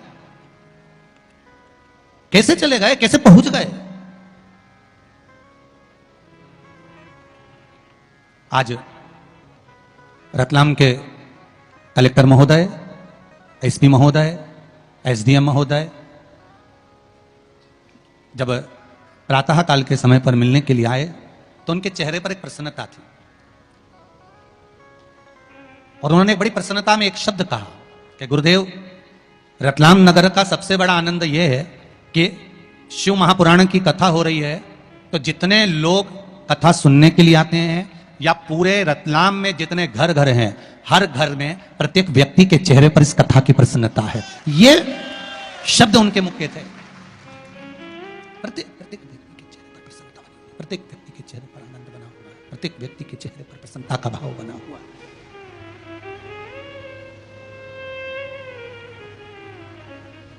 आज कथा 5 मिनट और बचूंगा, विराम दूंगा। साउंड ठीक नहीं है, कल कथा में अगर साउंड ठीक रहेगा तो व्यासपीठ पर पहुंचूंगा। श्री शिवाय नमस्तुभ्यम। जयंत ने कहा, मैंने जयंत की मुख से श्रवण, और जयंत के मुख से जब मैंने श्रवण करा एक वृक्ष के नीचे जल चढ़ाने के महत्व को, एक लोटा जल समर्पित करने के महत्व को मैंने जब सुना तो उसका वर्णन क्या होता है। मैं तो जाकर कथा में बैठा था, केवल देख रहा था कि कितने लोग आए हैं, कितना आनंद समाया है, क्या क्या हो रहा है, क्या क्रम हो रहा है, क्या क्या किया जा रहा है। पर उस कथा में मेरी चित्तवृत्ति नहीं थी, मेरा मन नहीं था, मेरा हृदय उस कथा में नहीं था।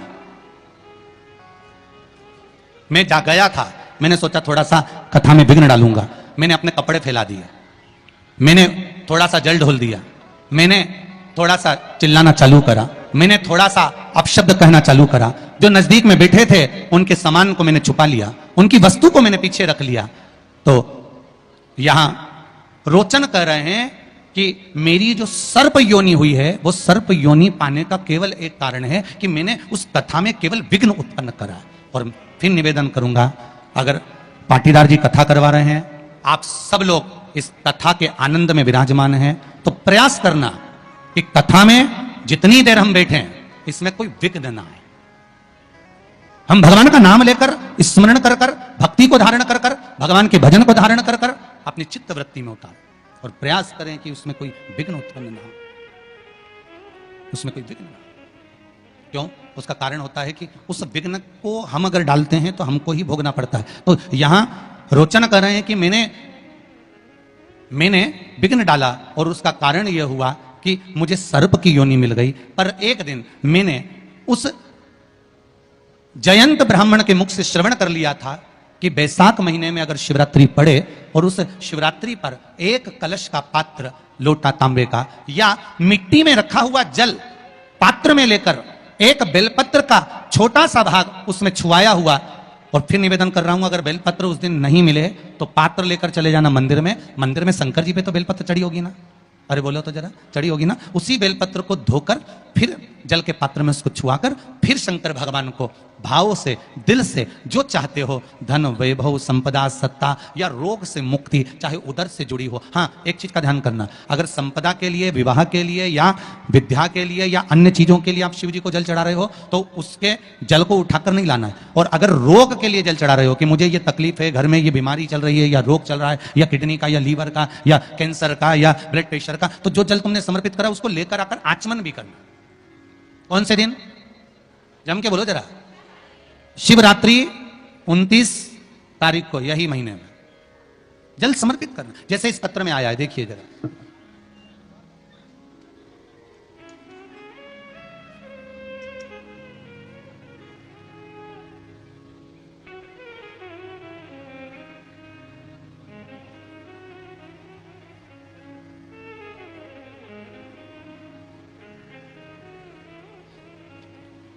दिनेश कुमावत सैलाना कहीं बैठे हैं?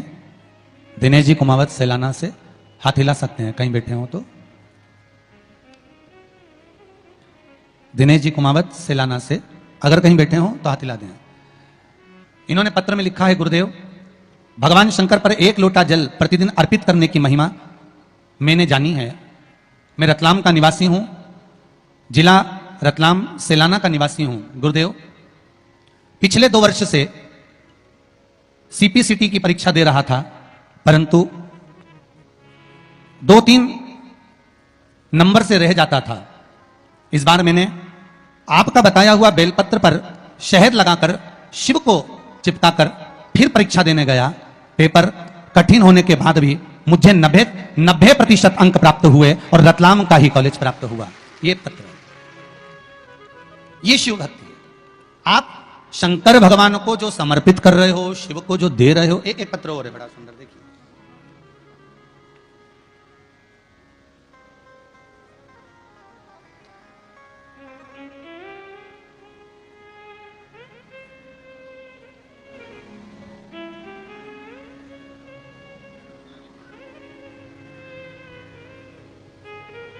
एक बहुत अच्छी बात लिखी है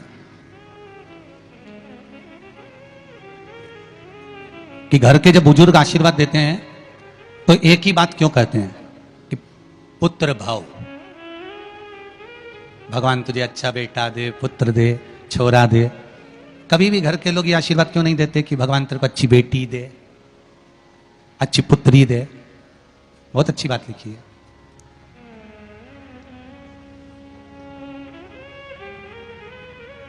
गुरुदेव, नाम ना लीजिएगा, मेरी को 3 वर्ष पूर्ण हो चुके थे। कोरोना काल में शिव महापुराण की कथा श्रवण कर रही थी। पत्र, नाम मत दिखाना, बाकी के पत्र दिखा दीजिए। लोटा जल चढ़ाना प्रारंभ करा। संतान का सुख नहीं था। परिवार के लोग यही चाहते थे कि हमेशा एक ही लक्ष्य था कि बेटा हो, बेटा हो। अब गर्भ में कौन बैठा गुरुदेव, किसको मालूम कि पुत्र है कि पुत्री है। पर घर की अभिलाषा इतनी ज्यादा थी कि बेटा ही होना चाहिए, पुत्र ही होना चाहिए।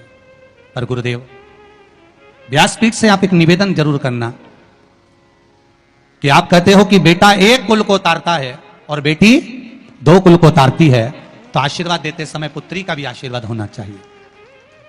ठीक है, मैंने तो शंकर जी से मन्नत मांग ली और कहा लोटा भर के जल चढ़ाऊंगी, रोज चढ़ाऊंगी। वो सियोर वाला महाराज कहता रहता है, मेरे घर के लोगों की अभिलाषा पूरी करना, पहले पुत्र ही दे देना, भले दूसरी बार में मुझे पुत्री दे देना। और भगवान की कृपा हुई, 15 दिसंबर को मेरे घर में बेटा हो गया है। ये शिव की कृपा से हुआ। पर मेरा एक निवेदन आप सभी से, जितने श्रोता भाई बहन बैठे हुए, जन्म, मरण, परण, ये 3 मेरे भगवान के हाथ में है, मेरे शिव के हाथ में। जन्म भी उसके हाथ में है, मरण भी उसके हाथ में है और परण भी उसके हाथ में है। ये तीनों शिव के हाथ में, कोई दूसरे के हाथ में ये चीजें नहीं। भगवान से एक निवेदन मेरी माताओं से है, बहू को जब भी आशीर्वाद दो तो ये मत कहो कि पुत्र हो। बहू को आशीर्वाद दो तो ये दो कि तेरे गर्भ से जो संतान हो वो संस्कारित पैदा हो और राष्ट्र हित के लिए हो। सनातन धर्म को छोड़कर तेरे गर्भ से जन्म लेने वाली संतान दूसरे धर्म को ना अपनाए। भगवान से प्रार्थना करना कि तेरे गर्भ से ऐसी संतान हो। बने तो सनातनी बने, दूसरे धर्म में प्रवेश ना करे।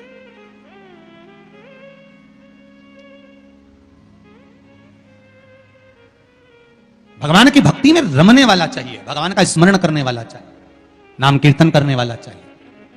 आज मैंने एक बात श्रवण करी जयंत के मुख से, रोचन कर रहे हैं, मैंने एक बात श्रवण करी जयंत के मुख से कि जयंत ने कहा कि शंकर भगवान के मंदिर में शिवरात्रि के दिन 1 लोटा जल वैशाख महीने में अगर समर्पित कर दिया जाए तो 84 लाख योनियों से छूट जाता हूं। पर मन में एक भाव जागृत हुआ, मैंने 1 लोटा जल शंकर भगवान को समर्पित करा। जब मैं बाहर निकल कर आया तो मेरे मन में फिर वही कपट भाव जागृत हो गए,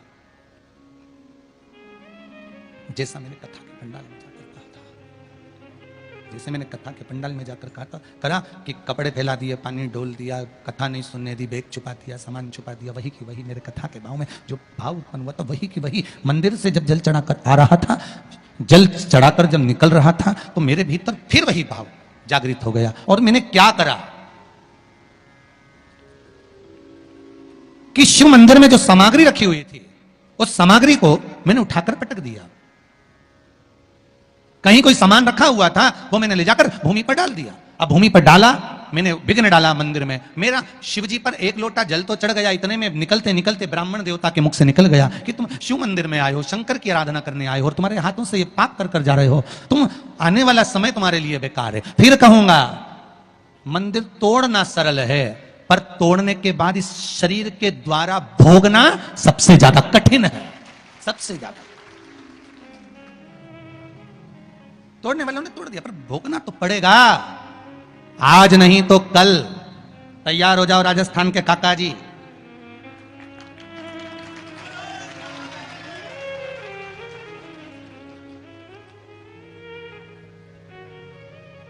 बहुत सारे रिश्तेदार मिल रहे हैं हमारे, है?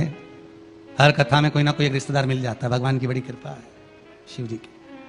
भोगना तो पड़ेगा। कुर्सी का, सत्ता का सदुपयोग वही है जहां पर धर्म है, संस्कार है, संस्कृति है, वहां पर कुर्सी और सत्ता का सदुपयोग है। अगर कितने दिन की कुर्सी रहती है रे भाई, जरा विचार करिएगा, कितने दिन की सत्ता रहती है, व्यक्ति अकड़ में भूल जाता है हम इस पद पर हैं। फिर निवेदन करूंगा, तुम्हारी डिग्री केवल यहीं तक काम आएगी, केवल यहीं तक। डॉक्टर की डिग्री ऊपर नहीं चलने वाली रे, इंजीनियर की डिग्री ऊपर नहीं चलेगी, चाहे कलेक्टर हो, एसपी हो, डीएसपी हो, थानेदार हो, मंत्री हो, संतरी हो, कलंतरी हो, चाहे कोई भी हो, जिस पद पर हो, तुम्हारी डिग्रियां केवल यही काम आएगी। ऊपर तो यह डिग्री काम आएगी कि 7 दिन की शिव महापुराण से क्या लेकर गया। शंकर भगवान को कितना जल चढ़ाया, वहां डिग्री काम आएगी। किसी बहन बेटी को घर से धक्कर मार कर निकाला, यह डिग्री वहां काम आएगी। किसी भूखे को भोजन कराया, प्यासे को पानी पिलाया, यह डिग्री वहां काम आएगी। वहां तुम्हारी ये डिग्रियां काम नहीं आएगी कि तुमने यहां पर कितने % इकट्ठा करा, ये तो सब छोड़ जाना है। आखिरी में इतना बड़ा फोटो टंगेगा प्लास्टिक के फूल की माला, और दीवार पे खील से ठोक दिए जाओगे, और कंडा जलाकर 16 श्राद्ध में घी और शक्कर की धूप दी जाएगी, और कुछ नहीं। अभी खा लो बादाम, बाद में तो शक्कर और घी मिलना है। और श्वास की बीमारी में मर गए, उसके बाद भी कंडे की धुआं देंगे कि और मर ले जा, ना छोड़ने वाले। इसलिए सावधान इंडिया, थोड़ा सतर्क हो जा, सुधर जा, शिव भक्ति करिए, अनुमोदन करिए, स्मरण करिए। कहा सर्प योनि में पड़ गया वो रोचन, और सर्प योनि में पड़ा पर फल क्या मिला, तो कहा किसी स्थान से अगर कोई शिव को जल चढ़ाकर शिवरात्रि के वाले दिन बैसाख के महीने में आ रहा होगा, उसका दर्शन करेगा, दर्शन करते से तो सर्प योनि से छूट जाएगा। अब अंदाजा लगा लीजिए कि शिवरात्रि पर जो शंकर भगवान को बैसाख महीने में जल चढ़ाकर आता है, उसका मुख भी अगर देख लिए तो 84 लाख योनियों से छूट सकते हो। ये शिव तत्व है, ये शंकर की कथा है। ऐसी पावन शिवरात्रि, बैसाख शिवरात्रि, बैसाख के महीने की शिवरात्रि शिव महापुराण की कथा यहाँ चल रही है। उसका द्वितीय दिवस यहाँ पर विराम हुआ है। पर माता पिता, बेटा और बेटी को केवल एक जन्म में एक ही बार मिलते हैं, इसके बाद दूसरी बार नहीं मिलते। दूसरे माता पिता मिलेंगे, पर जो आज मिला है वो कभी नहीं मिलता। माता पिता की सेवा, माता पिता का आदर, माता पिता का सत्कार करते रहना चाहिए, करते रहना चाहिए। आदर करो, सम्मान करो, सत्कार करो। माता पिता का आदर हो, सम्मान हो, सत्कार हो, करो। ये बार बार नहीं मिल सकते। मेरा बेटियों से निवेदन है, माता प्रसूति के गर्भ से माता सती का जन्म हुआ, माता वीरणी के गर्भ से प्रसूति के गर्भ में पहुंची, और प्रसूति के गर्भ से माता सती प्रकट हुई। जिन्होंने अपना ज्ञान, जिन्होंने अपनी प्रबल ज्ञान को प्रदान किया है, वो कोई साधारण नहीं है।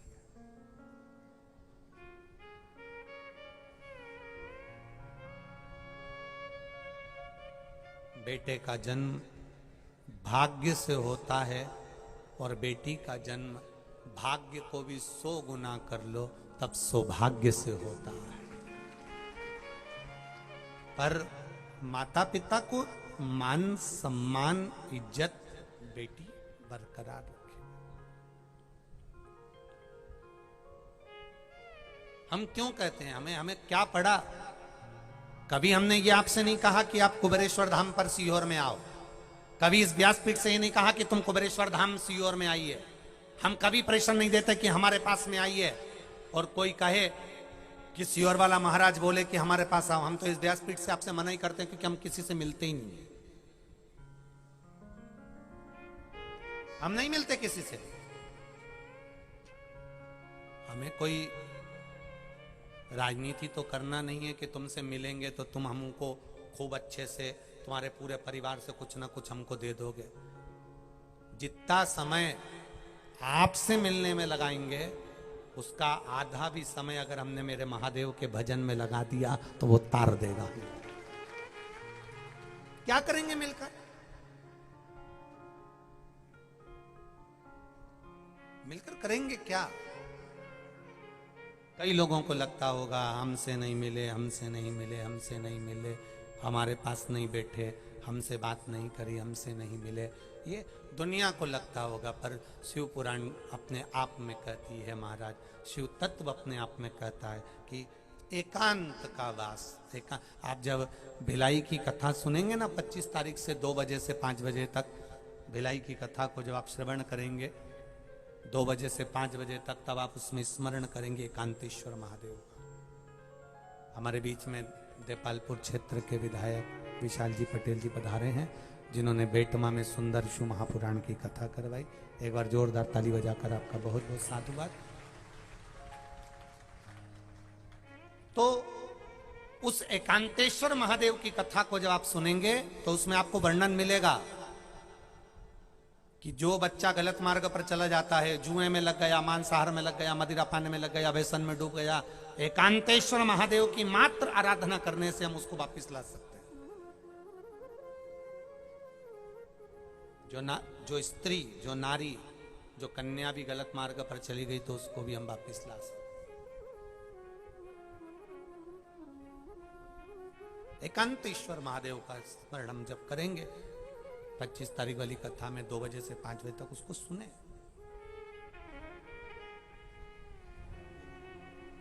शिव कथा कह रही है, सती मैया ने बाबा देवादिदेव महादेव से विवाह करने की रुचि सती मैया के भीतर ऐसे ही प्रकट नहीं हो गई। पहले माता प्रसूति ने सती को जो ज्ञान दिया है वो साधारण नहीं है। वीरणी माता ने सती माता को जो ज्ञान दिया है वो साधारण नहीं है, वो साधारण नहीं। पिता बच्चों के लिए धन एकत्रित कर कर लाकर दे देगा, घर में लाकर दे देगा। पिता बच्चों को अच्छे कपड़े पहना देगा, पिता बच्चों को अच्छा खिला देगा, पर पिता से ज्यादा फर्ज मां को अदा करना पड़ता है, क्योंकि मां बच्चों को संस्कार प्रदान करती है कि हमारी जिंदगी कैसे जीना है।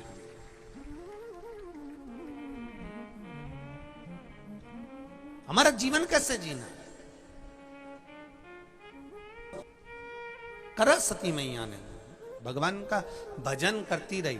एक दिन माता सती 5 वर्ष की थी और माता वीरणी आसक्ति के पास में, आसकनी के पास में जाकर बैठी। और आसकनी के पास में जाकर जब माता सती बैठी तो माता सती को गोदी में आसकनी ने बिठाई और आसकनी ने बिठाकर कहा, सती तुम क्या चाहती हो? सती कहती है, मां मेरा मन महादेव की आराधना में लगता है, मेरा मन महादेव की आराधना करने में लगता है। तो करो महादेव की आराधना, कौन मना करता है? अगर आपका मन करता है तो करो। एक पत्र आया है, देखिए। मैं कुसुम जितेंद्र आचार्य, राधा कृष्ण मंदिर पुजारी, देपालपुर में रहती हूं। कहीं बैठे हो तो हाथ हिलाइएगा। आप ही हैं? दोनों हाथ हिला दो एक बार। श्री शिवाय नमस्तुभ्यम। मैं कुसुम जितेंद्र आचार्य, राधा कृष्ण मंदिर के पुजारी हैं, देपालपुर में रहती हूं। आपने लाइन बहुत अच्छी लिखी है, तेरे दरबार की बाबा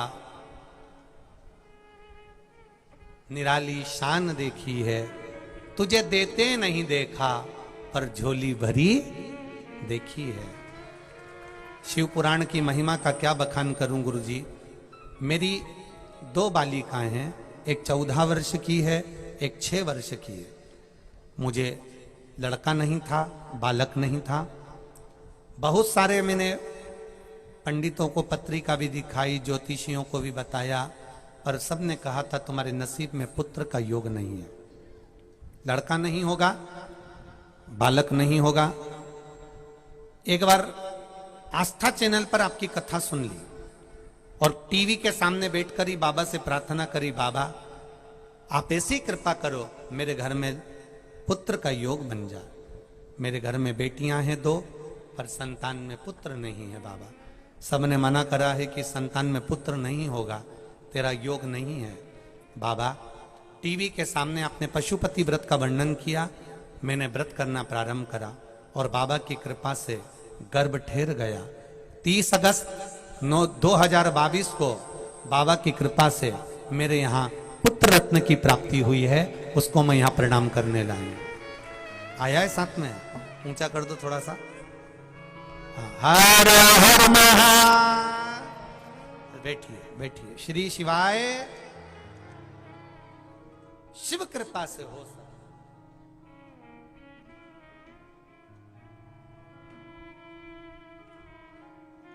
आपने जो सोचा है, आपने जो विचार करा है, आपने जो अपने मन में, अपने विचारों में, अपनी दृष्टि में, अपने भावों में जो लेकर आए, हम तो आपसे भी कहेंगे जो टीवी के सामने कथा सुन रहे हैं, फेसबुक यूट्यूब पर सुन रहे हैं, हम उनसे भी कहेंगे आप दिल से पुकारो उसको।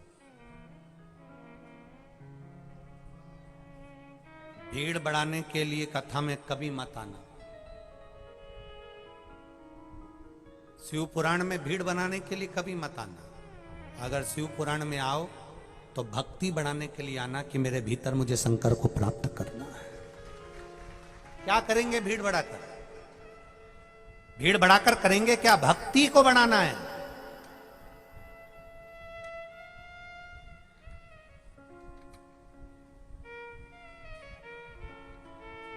आपके भीतर विश्वास प्रकट करना है।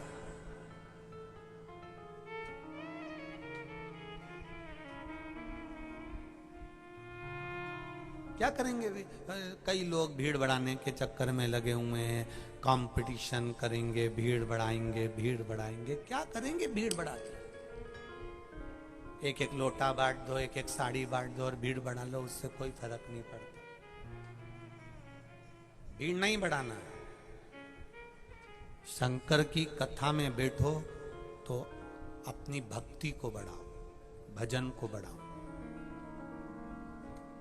कभी जिंदगी में एक लोटा जल अगर देवाधिदेव महादेव को चढ़ाया हो तो शंकर जी से यह प्रार्थना जरूर करना कि मेरे नगर में भी एक बार शिव महापुराण की कथा जरूर हो और मैं वहां बैठ कर सुनूं। भक्ति बढ़ाओ, भजन बढ़ाओ, स्मरण बढ़ाइए। सती मैया को गोदी में वीरणी ने बिठाया और पूछा तुझे तू क्या चाहती है? तो कहा मैं शिव की आराधना करना चाहती हूं, भगवान शंकर का मैं भजन करना चाहती हूँ, आराधना करना चाहती हूं। करो, कौन मना करे शिव की आराधना के?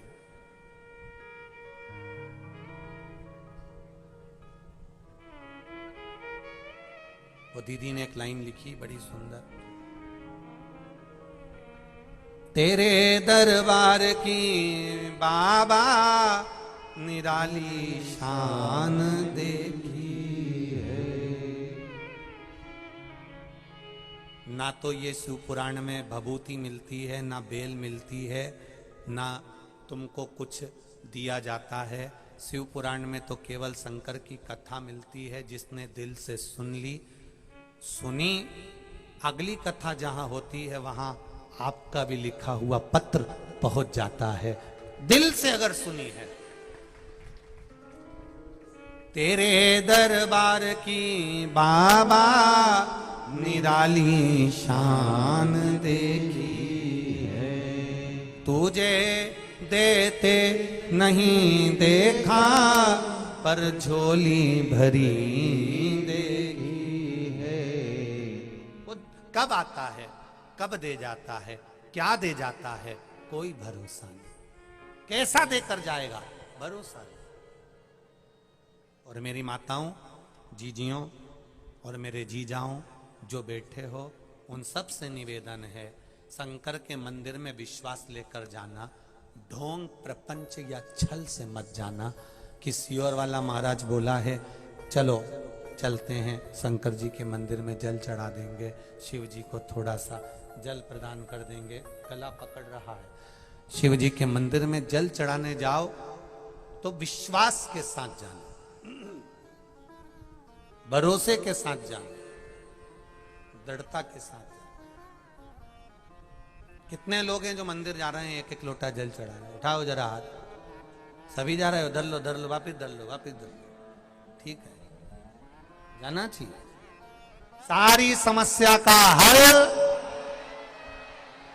जम के बोलो जरा, एक लोटा बोल बम का नारा है, बाबा एक सहारा है, उसके सहारे पर जिए, उसके बल पर जिए। करो शिव भक्ति। सती मैया ने शिव भक्ति करी, ऐसी शिव भक्ति जो माता बिरणी ने, आसकनी ने बता दी थी, वो शिव भक्ति सती ने करना प्रारंभ कर।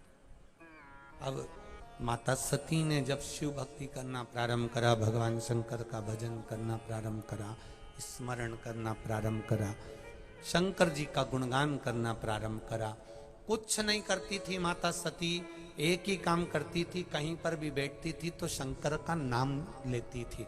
शिव जी ने बड़ी कृपा करी, शंकर भगवान ने बड़ी करुणा करी। हमने शंकर के बारे में सुन रखा है, शिव जी बड़ी कृपा करते हैं। आपसे भी निवेदन है, किसी मंदिर में एक लोटा जल चढ़ाने नहीं जा सकते, मंदिर तक भी नहीं पहुंच सकते, तो जिस दुकान पर, जिस होटले पर, जिस पेड़ के नीचे बैठकर 4 लोगों से बात कर रहे हो, उस समय पर तुम्हारे मुख से निकलना चाहिए, मैंने शिव पुराण में सुना है कि लोग भगवान शंकर दुनिया के लोगों का भंडार भर रहे हैं। मैंने शिव पुराण में सुना है, अगर एक बहू घर के बाहर, दरवाजे के बाहर बैठकर अपनी सास की बड़ाई करती है ना, तो सास उसको गले से लगा लेती है सुनते से कि मेरी बहू ने मेरी बड़ाई करी। एक व्यक्ति किसी की बड़ाई करता है तो सुनकर प्रसन्न होता है, गले से लगा लेता है। जो मेरे महादेव की शिव पुराण का गुणगान करता है, मेरा महादेव उसको गले से लगा लेता है, मेरा महादेव उसको गले से लगा लेता है। शिव के मंदिर में नहीं जा सकते, शंकर को एक लोटा जल भी नहीं चढ़ा सकते, शंकर के गुणगान को करना प्रारंभ कर दो। कहीं बैठो शिव चर्चा कर लो, कहीं बैठो भगवान का भजन कर लो, कहीं बैठो शिव पुराण का कोई संवाद याद आ जाए तो कह दो हमने सुना है सियोर वाले महाराज के मुख से। बड़ी सुंदर कथा चल रही थी, देपालपुर में कथा चल रही थी, कैलाश पटेल कथा करा रहे थे। हमारे देपालपुर में तो 24 अवतार में भी हुई, हमारे देपालपुर क्षेत्र में तो बेटमा में भी हुई, बड़ी सुंदर कथा हुई। ऐसी कथा श्रवण करी, उसमें ये व्याख्यान सुना हमने, अपनी कथा में आसकनी का चरित्र श्रवण करा, उस आसकनी के चरित्र को हमने जीवन में, ये हम शिव की कथा, शंकर की कथा कुछ नहीं दे सकते तो शिव का गुणगान जगह जगह पर कर सकते हैं। तुम शंकर का गुणगान करो, शंकर पूरी दुनिया में तुम्हारा गुणगान करा देगा, ये निश्चित है। आप शिव के गुणगान में लगे रहो, शिव आपका गुणगान करा।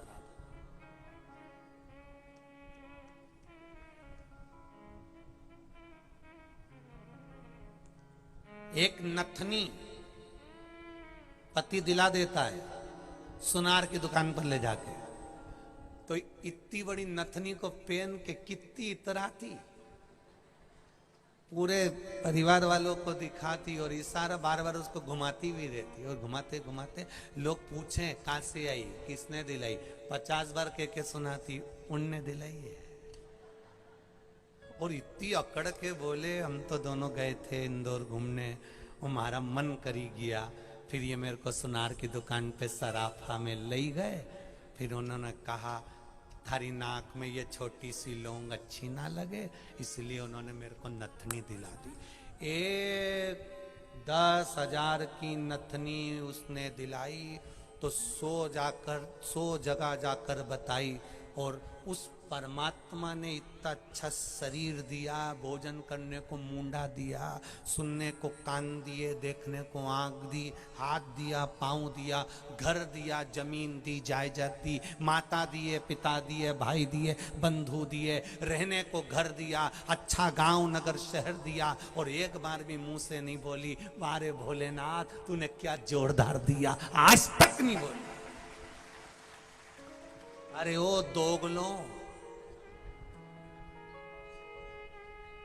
उसने नथनी दिलाई तो 25 बार उनने दी है, और उसने इतना दिया करोड़ों की जायदाद, और जब भी मिली तो रोती मिली, रोती हम तो बहुत गरीब हैं गुरुजी, बहुत गरीब।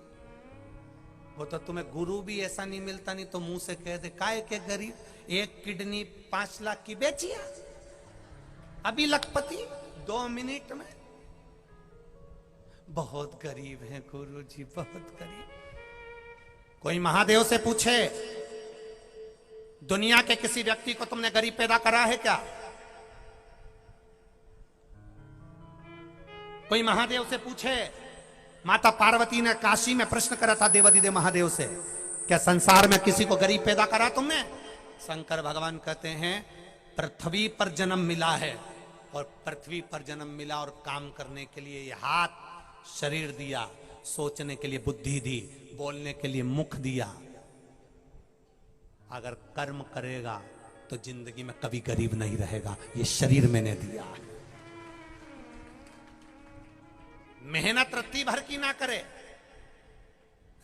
बस दिया लेकर बैठ गए और अगरबत्ती लगाकर दुकान पे बैठ गए, वाणी मीठी ना हो, प्रेम के बोल ना हो, तुम किसी से अच्छा ना बोलो, तो कहां से तुम कुछ बन जाओगे, कुछ प्राप्त हो जाएगा?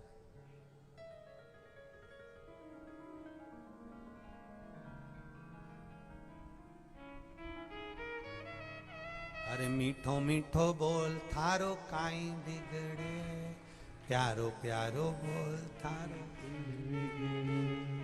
मीठो मीठो बोल थारो बिगड़े, प्यारो प्यारो बोल थारो बिगड़े। राम नाम अनमोल है, बस यही एक संसार सागर का सार तत्व है, भगवान का भजन स्मरण। जप लो उसको, भज लो उसको। कितना साथ देगा महादेव, कितना। 3 दिन से कथा चल रही है, 1 बजे से 4 बजे तक कथा होती है, चिलचिलाती हुई धूप आती है, पर मेरा महादेव अपने हाथ की छांव कर कर 3 घंटे कहाँ निकाल देता है, धूप का किनारा भी नहीं आने देता। फिर थोड़ी देर धूप आती है, फिर छांव कर देता है, फिर आती है, फिर छांव कर देता है। लगातार 3 दिन से देख रहे होगे, तुम भी देख रहे हो कि नहीं देख रहे? वो आता है, छाया कर कर बिठा देता है कथा। भजन तो करो, स्मरण तो करो, आएगा देगा। प्रसूति ने सती को भजन में लगा दिया, वीरणी ने सती को भजन में लगा दिया। इतनी भजन में डूब गई माता सती, इतनी डूब गई। भजन करने का तरीका भी अलग अलग होता है। कोई मंदिर जाता है, कोई देवालय जाता है, कोई शिवालय जाता है, कोई सत्संग में जाता है, कोई कथा में जाता है, और कोई ऐसा होता है जो जहां मिल जाए उससे शिव का गुणगान करता है। आपसे भी निवेदन है, गांव में निकलो, कोई मिल जाए तो एक बार जमकर आवाज लगाकर कह दिया करो, श्री शिवाय नमस्तुभ्यम। भाभी जी श्री शिवाय नमस्तुभ्यम, काका जी श्री शिवाय नमस्तुभ्यम।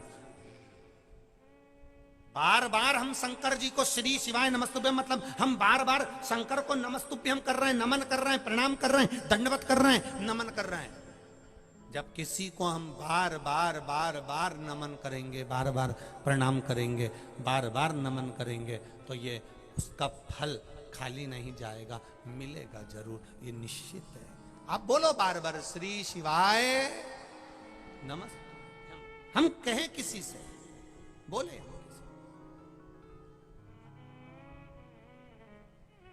बड़ी प्रसन्नता की बात है, किसी किसी ने अपने आटो पर लिखवा लिया श्री शिवाय, किसी ने अपने आटो के पीछे लिखवा लिया सारी समस्या का हल, किसी ने अपने आटो के पीछे लिखवा लिया बोल बम का नारा है, बाबा एक सहारा। शंकर का गुणगान लिखा, शिव का भजन लिखा, मिला उसका।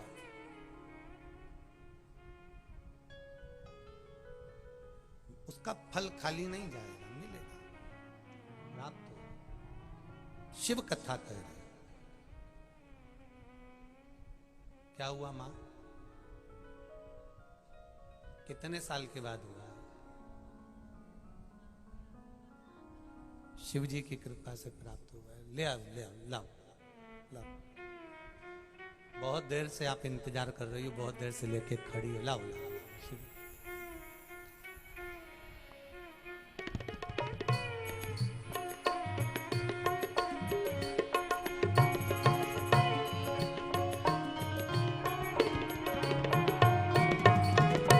बहुत देर से ये माँ इस बच्चे को लेकर खड़ी हुई है, बहुत देर हो गई थी। भोलेनाथ ने दिया है, शिव का दिया हुआ है। एक बार जोरदार ताली बजाएं।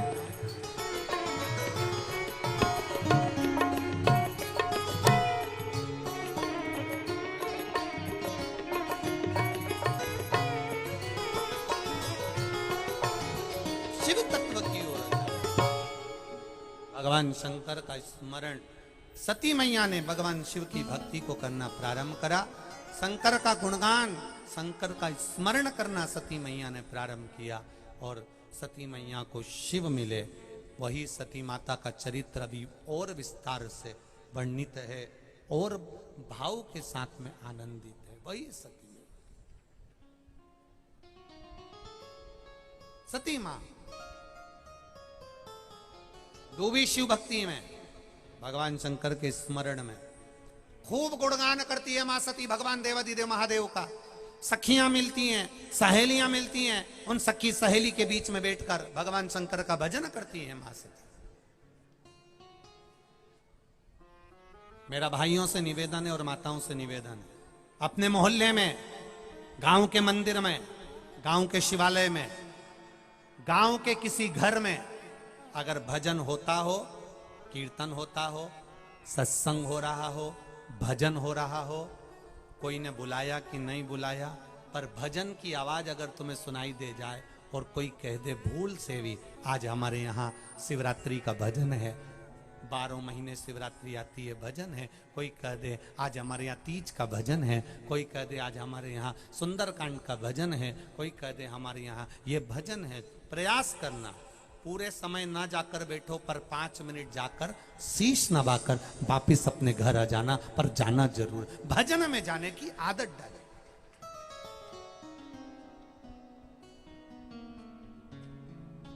भजन में पहुंचने की आदत डाले।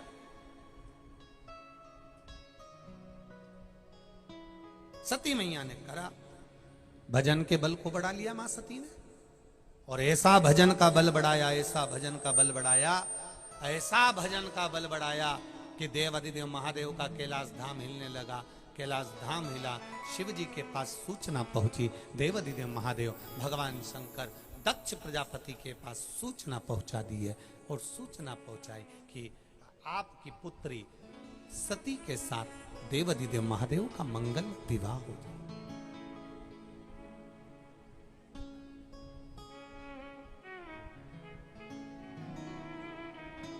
सुंदर दक्ष प्रजापति के उस नगर में बड़ी सुंदर व्यवस्था होने लगी, साज सजने लगे, विवाह की तैयारी होने लगी। मां सती दुल्हन बन रही हैं और बाबा देवाधिदेव महादेव दूल्हा बन रहे हैं। जोरदार ताली बजाइए, भगवान शिव सती पधार रहे, माता पार्वती भगवान शिव पधार।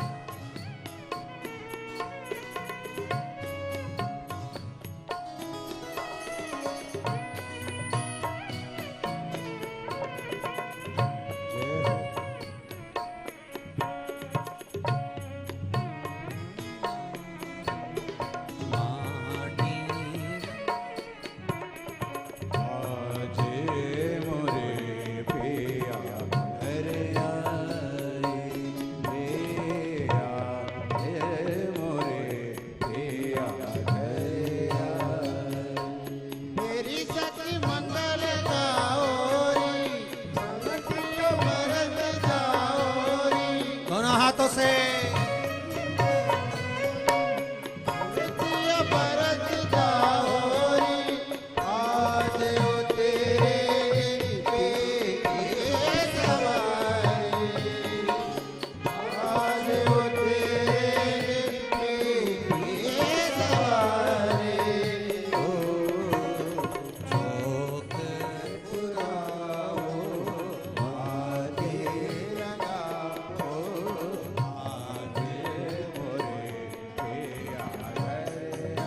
सती माता पार्वती शिव जी के गले में जयमाला दे रही हैं। जोरदार ताली बजाइए। भगवान शंकर माता पार्वती के गले में जयमाला पहना रहे हैं।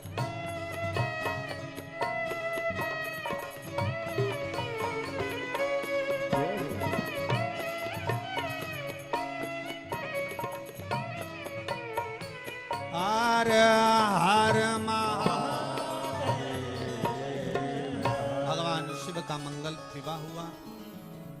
मैं यजमान परिवार से आदरणीय कैलाश पटेल जी को आमंत्रित कर रहा हूं, शिव पार्वती का पूजन करें। और क्षेत्रीय विधायक आदरणीय श्री विशाल जी पटेल जी को भी आमंत्रित कर रहा हूं, वो भी पधारें और शिव पार्वती का मंगल पूजन करें। कल कथा में आसकनी जी के सुंदर वृतांत चरित्र को श्रवण करेंगे, जिन्होंने माता सती को अखंड सौभाग्यवती होने का एक वर प्रदान करते हुए शिव के चरणारविंद में पुनः स्थापित होने का वर जो दिया था, उस कथा के प्रसंग को आगे बढ़ाएंगे। हर हर महादेव। जय जय श्री राधे। सभी भक्तों को हर हर महादेव। सादा जैसे की था